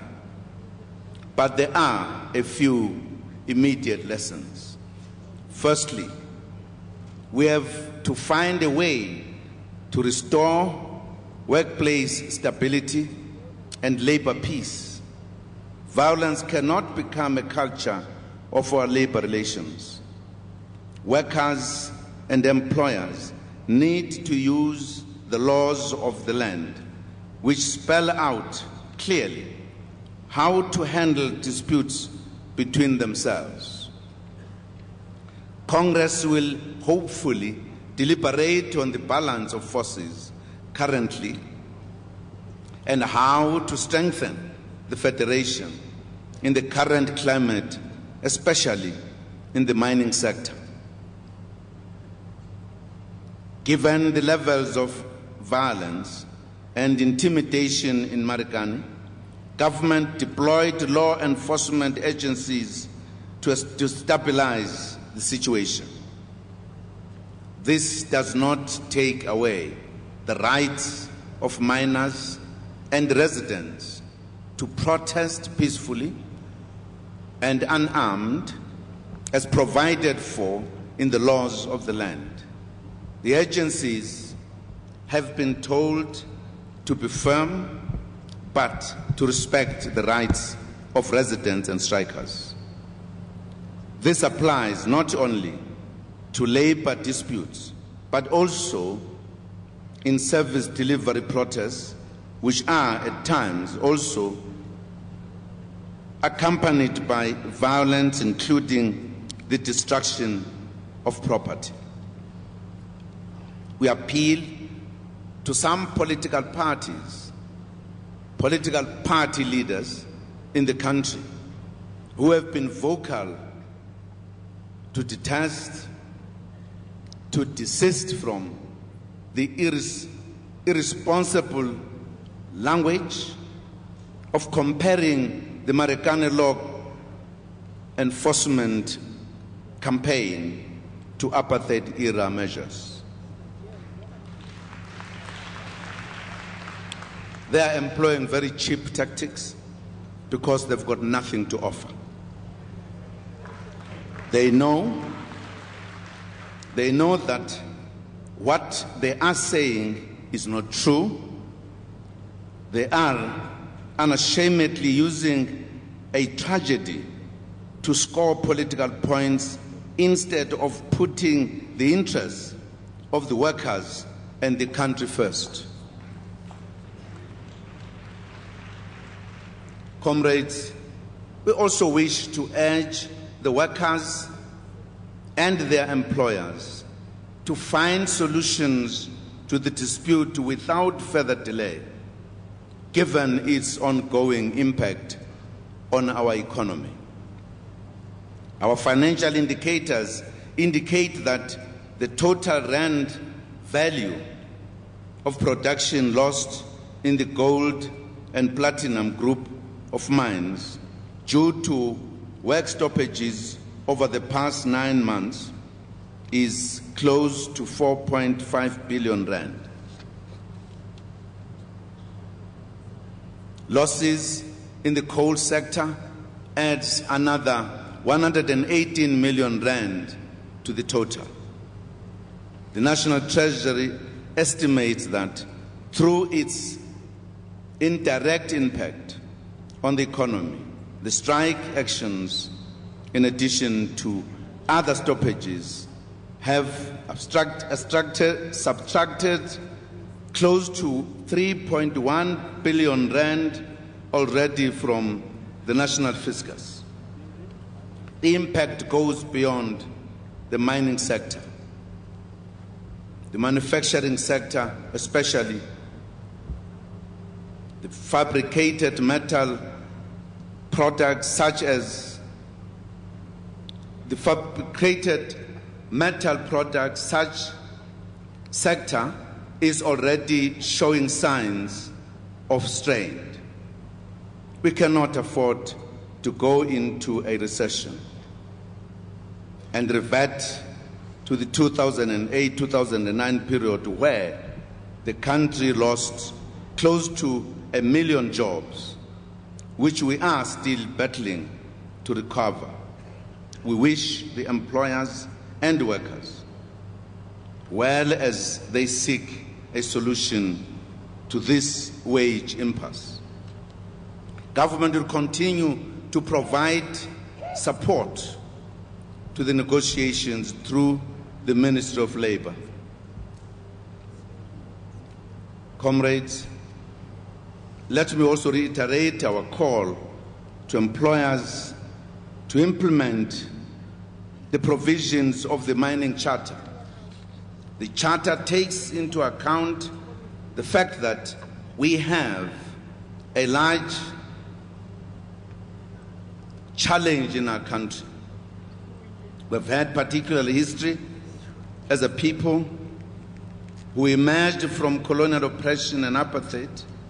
It is also informed by the fact that the industry itself has had an unfortunate history in terms of the treatment of workers in the more than 100 years of mining in our country.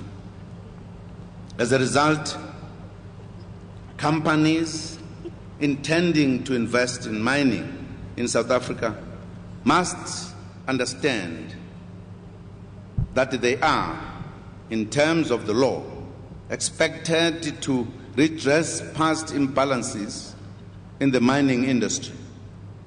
These past imbalances are related to the failure of the colonial system to invest in the labor force and the local economy and to protect the environment. Therefore, our legislation requires investors to commit to the Mining Charter, the social and labor plan, and sound environmental management. Mining companies are required to improve the housing and living conditions of workers and also to invest in skills development, employment equity, ownership, as well as local community development. They have to meet certain targets for the conversion and upgrading of single-sex hostels formerly used by migrant laborers into family units or single occupancy accommodation by 2014. Companies are also expected to facilitate home ownership by 2014. Our monitoring indicates that 50% have complied with the provisions relating to improving living conditions. We applaud those companies that are complying with this provision to humanize the living conditions of workers.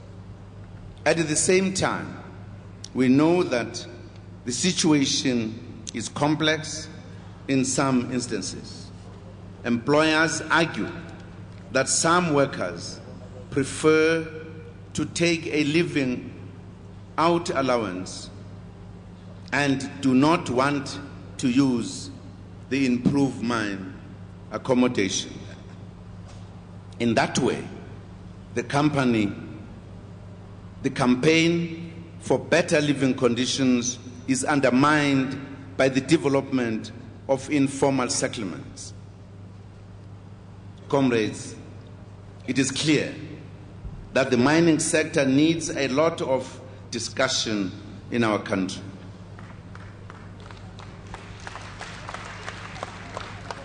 The transformation of the mining sector will also feature in the ANC National Conference in Mangaung in December.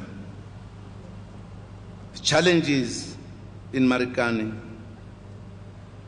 and also the protests that arise from time to time should not deflect attention from the progress that we have made in transforming the country since 1994. We should not listen to those who are making a career out of rubbishing our country and the gains of our national democratic revolution. The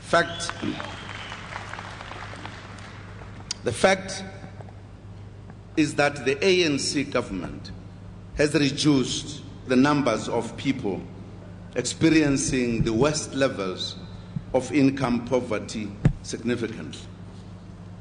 We have achieved the United Nations Millennium Development Goal target of reducing the number of people living on less than $1 a day. Most of the achievements in poverty reduction have been achieved through our comprehensive social protection program.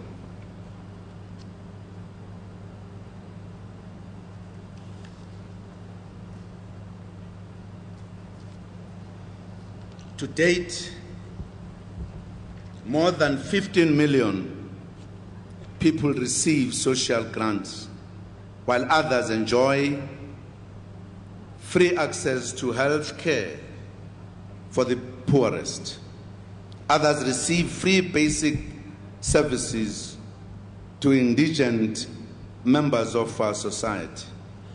South Africa has also made progress in health care, especially the fight against HIV and AIDS, as well as TB.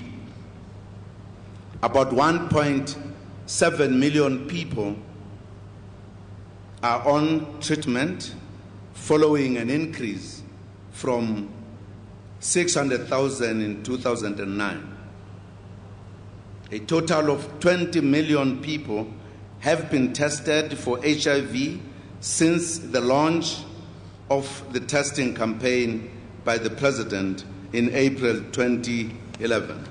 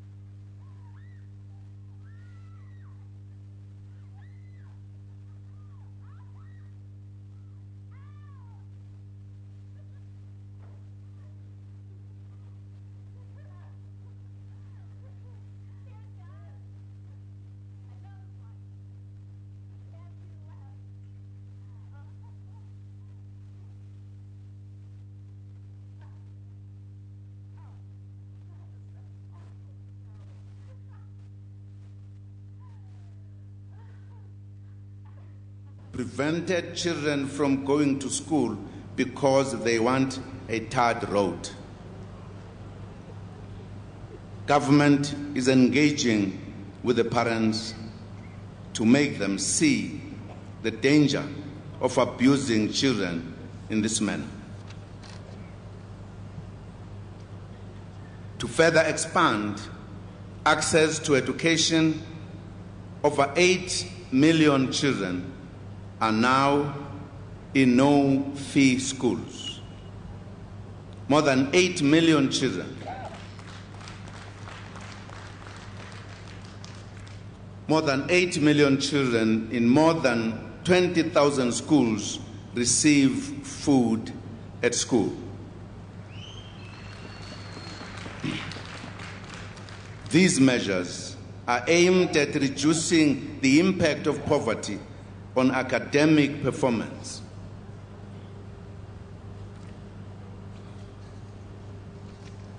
Work is also going on to eradicate mud schools, with 8.2 billion rand having been allocated to the program. The matric percentage pass rate is on an upward trend, and we have to improve the quality of the teaching of maths and science, as well as the teaching of literacy and numeracy. We also continue to improve the functioning of schools, especially the improvement of school management, teacher knowledge, and levels of accountability. The schools must also have the tools of trade, such as workbooks and textbooks. I know that this matter is close to your hearts as Cosatu, as you were worried about the failure to deliver textbooks on time in Limpopo and other areas. The Department of Basic Education has been directed to improve the distribution logistics so that books arrive in schools on the next year. I will in a few days announce action we are taking regarding the Limpopo textbooks debacle.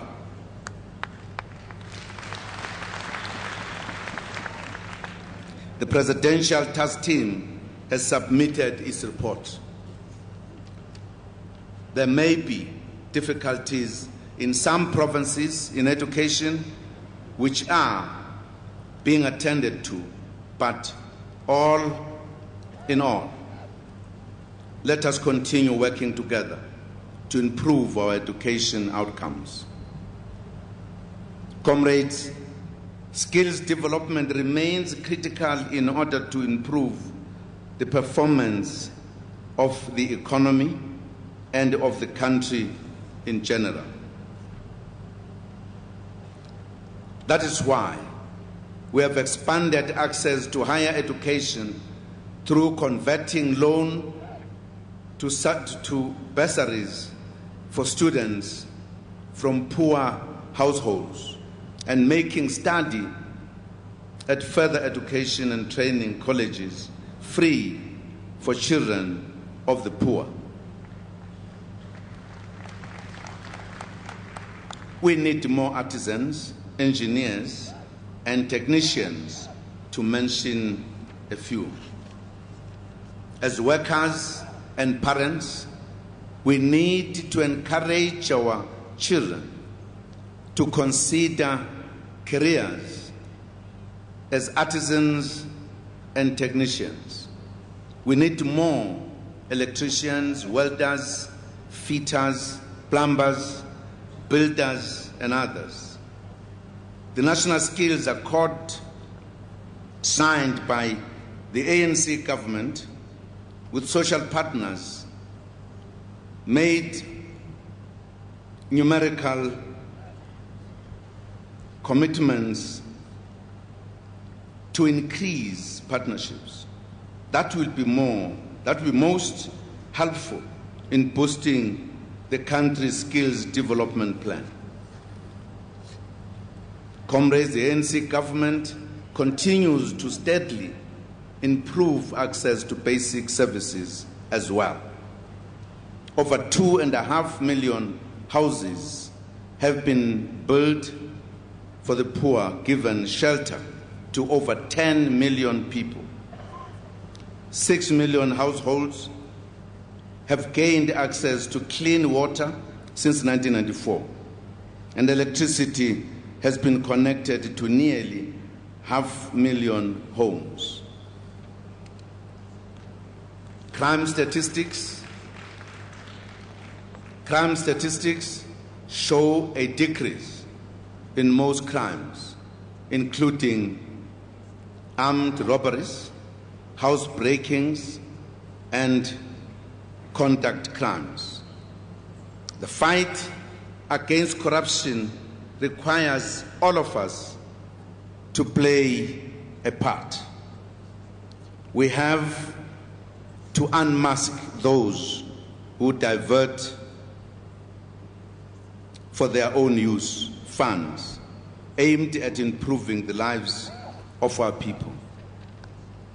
Between January and the first week of September, I have signed 10 proclamations authorizing the Special Investigating Unit to investigate some government departments for maladministration or corruption. We must unite as the ANC alliance to deal a blow to corruption, which is giving the ANC and its government a very bad name. Comrades, we have not done very well with regards to land restitution. In Polokwane, we undertook to restitute 30% of agricultural land. We have only transferred less than 10%. This matter will be discussed and finalized at the National Conference in Mangaung, more so given that we are approaching the centenary of the 1913 Land Act.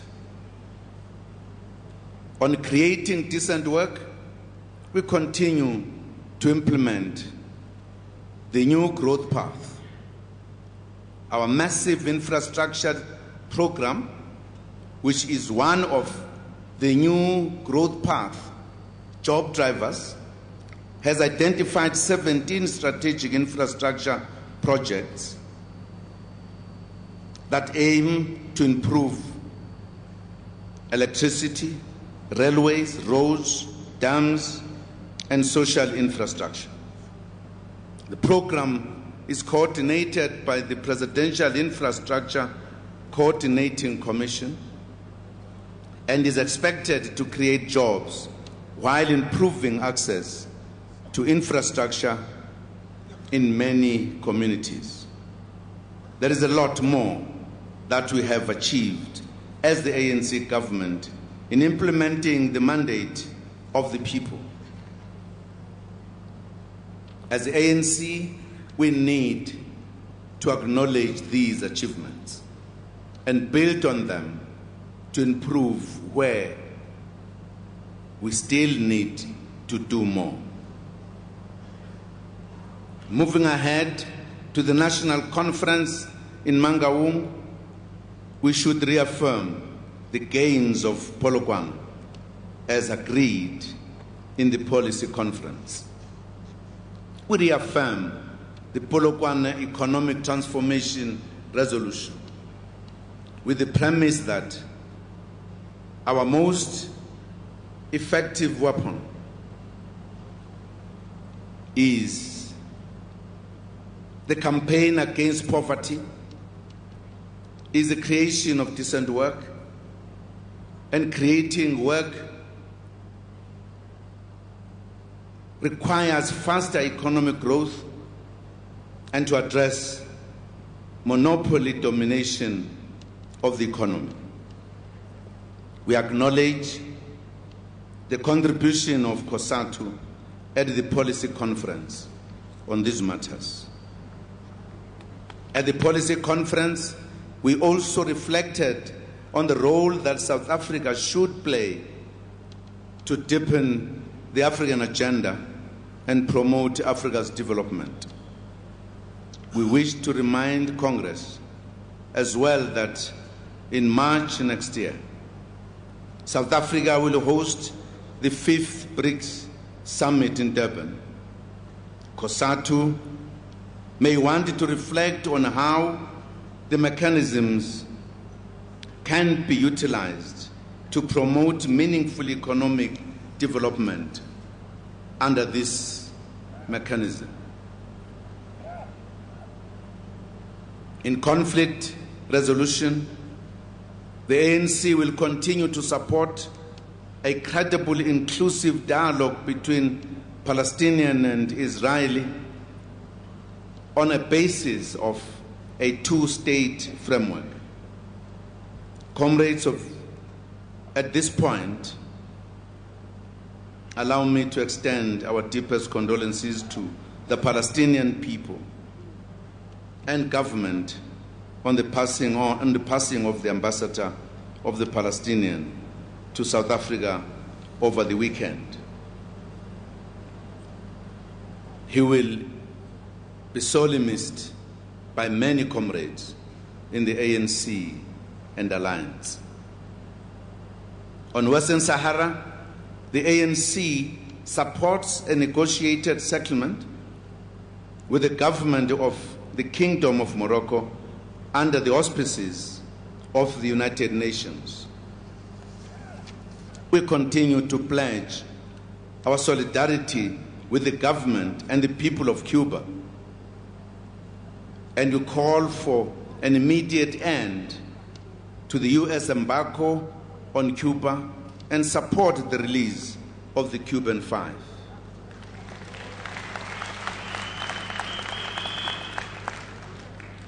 Comrades and compatriots, all revolutions reach a point where they face a challenge, where interests begin to diverge in the post-liberation period.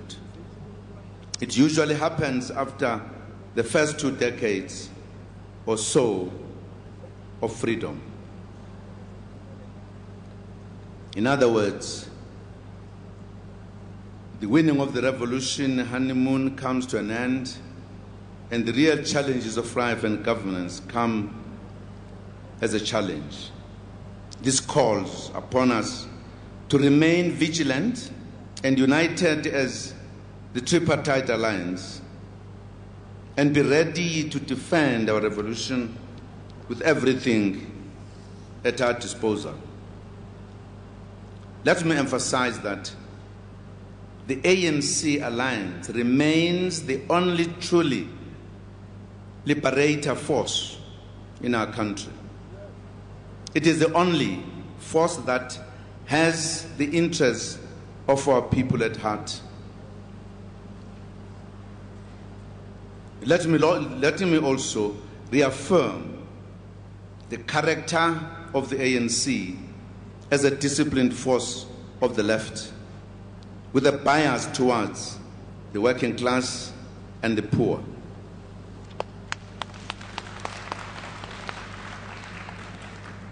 Given this orientation of the movement, regardless of its multi-class nature, the working class element should always fight for a bigger space so that it can continuously influence the nature of the organization.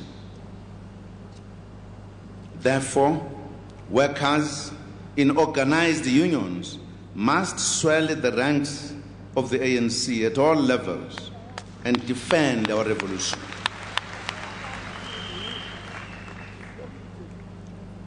Because if the workers don't do so, other elements of the classes will dominate, and therefore they will influence this organization in certain directions. For workers to be able to do so, Cosatu must emerge from this Congress stronger, united, and ready to continue protecting and advancing the interests of the workers. I think, comrades, we must all know that if at some point we are overcome by certain feelings and perhaps ideas, and we act to a point where we seem not to be seeing the importance of the federation or wanting to compromise its importance, we would in fact be undermining the entire revolution. Because any of the alliance partners that is weakened, the entire alliance is weakened.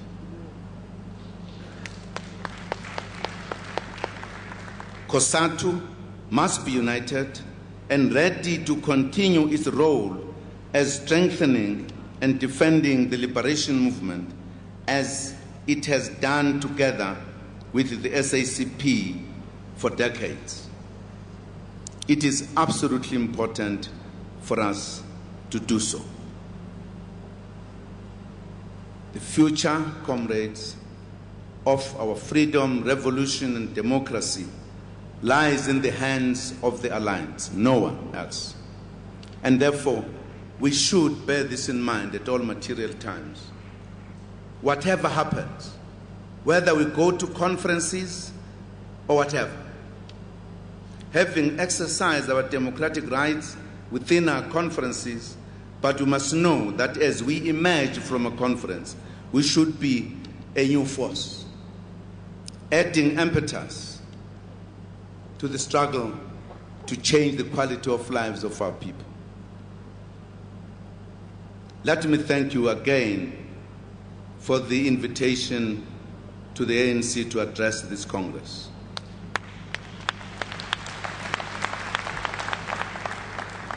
We wish success and strength in our deliberations over the coming days.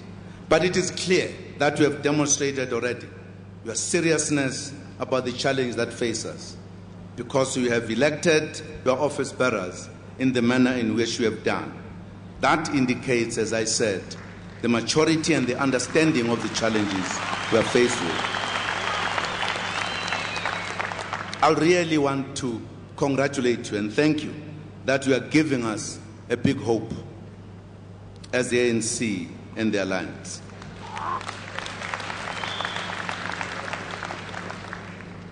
What is important then, comrades, is that no matter how intense the contestation has been, once Congress has taken the decision, it's a decision of all of us, even those who are holding a different view.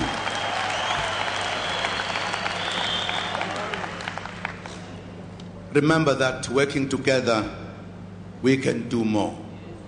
Amandla! Awethu! Matla! Yarona! No magubi siaya, yo siaya,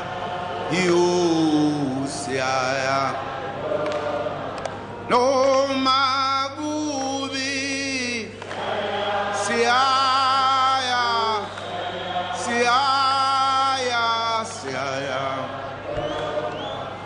no magubi siaya.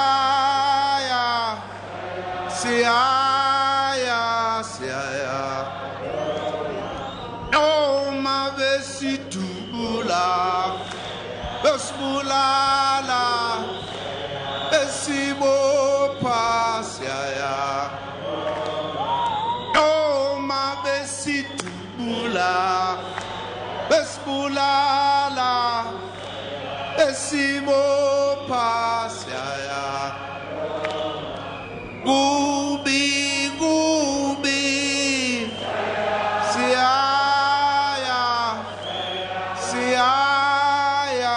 siaya.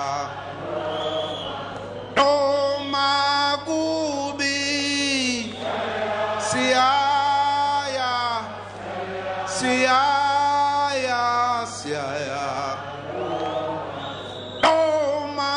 besijula besibulala besibopha siyaya noma besijula besibulala besibopha siyaya amandla umshini wami mshini wami umshini wami mshini wami. Well, that's President Jacob Zuma getting into a familiar song, Umshini Wam, and by that song he's just concluded his speech that he delivered here in the Congress of Cosatu, the opening day of this Congress. And one of the things that he has mentioned in his speech is that Cosatu must remain vigilant as a partner in the tripartite alliance, because what happens is that South Africa is now approaching the 20th anniversary of its freedom, and what happens in many liberation movements during that time is that they tend to disappear. And he's asking Cosatu that they must be very much vigilant and continue to fight for unity and continue to fight for unity of the organization. But the big story that actually came out of this Congress, on this first day of this Congress, is that the leadership battle that many people talked about, that Cosatu is going to be bogged down by leadership battle between the president of the Congress as well as the General Secretary, has been averted. There's not going to be any leadership battle in this Congress because that has been closed down. All the leaders of Cosatu have been retained. Their positions will not be contested. Cosatu will now continue to deal with issues that affect workers in their workplaces. That's what comes out of this Congress, and it does appear that it has given some hope to delegates and given them some more energy to continue to fight for the challenges that they are facing in their workplaces. Well, that's all we have time for here inside the plenary at the Cosatu Congress. It's now time to take it back to Vuyo in the studio.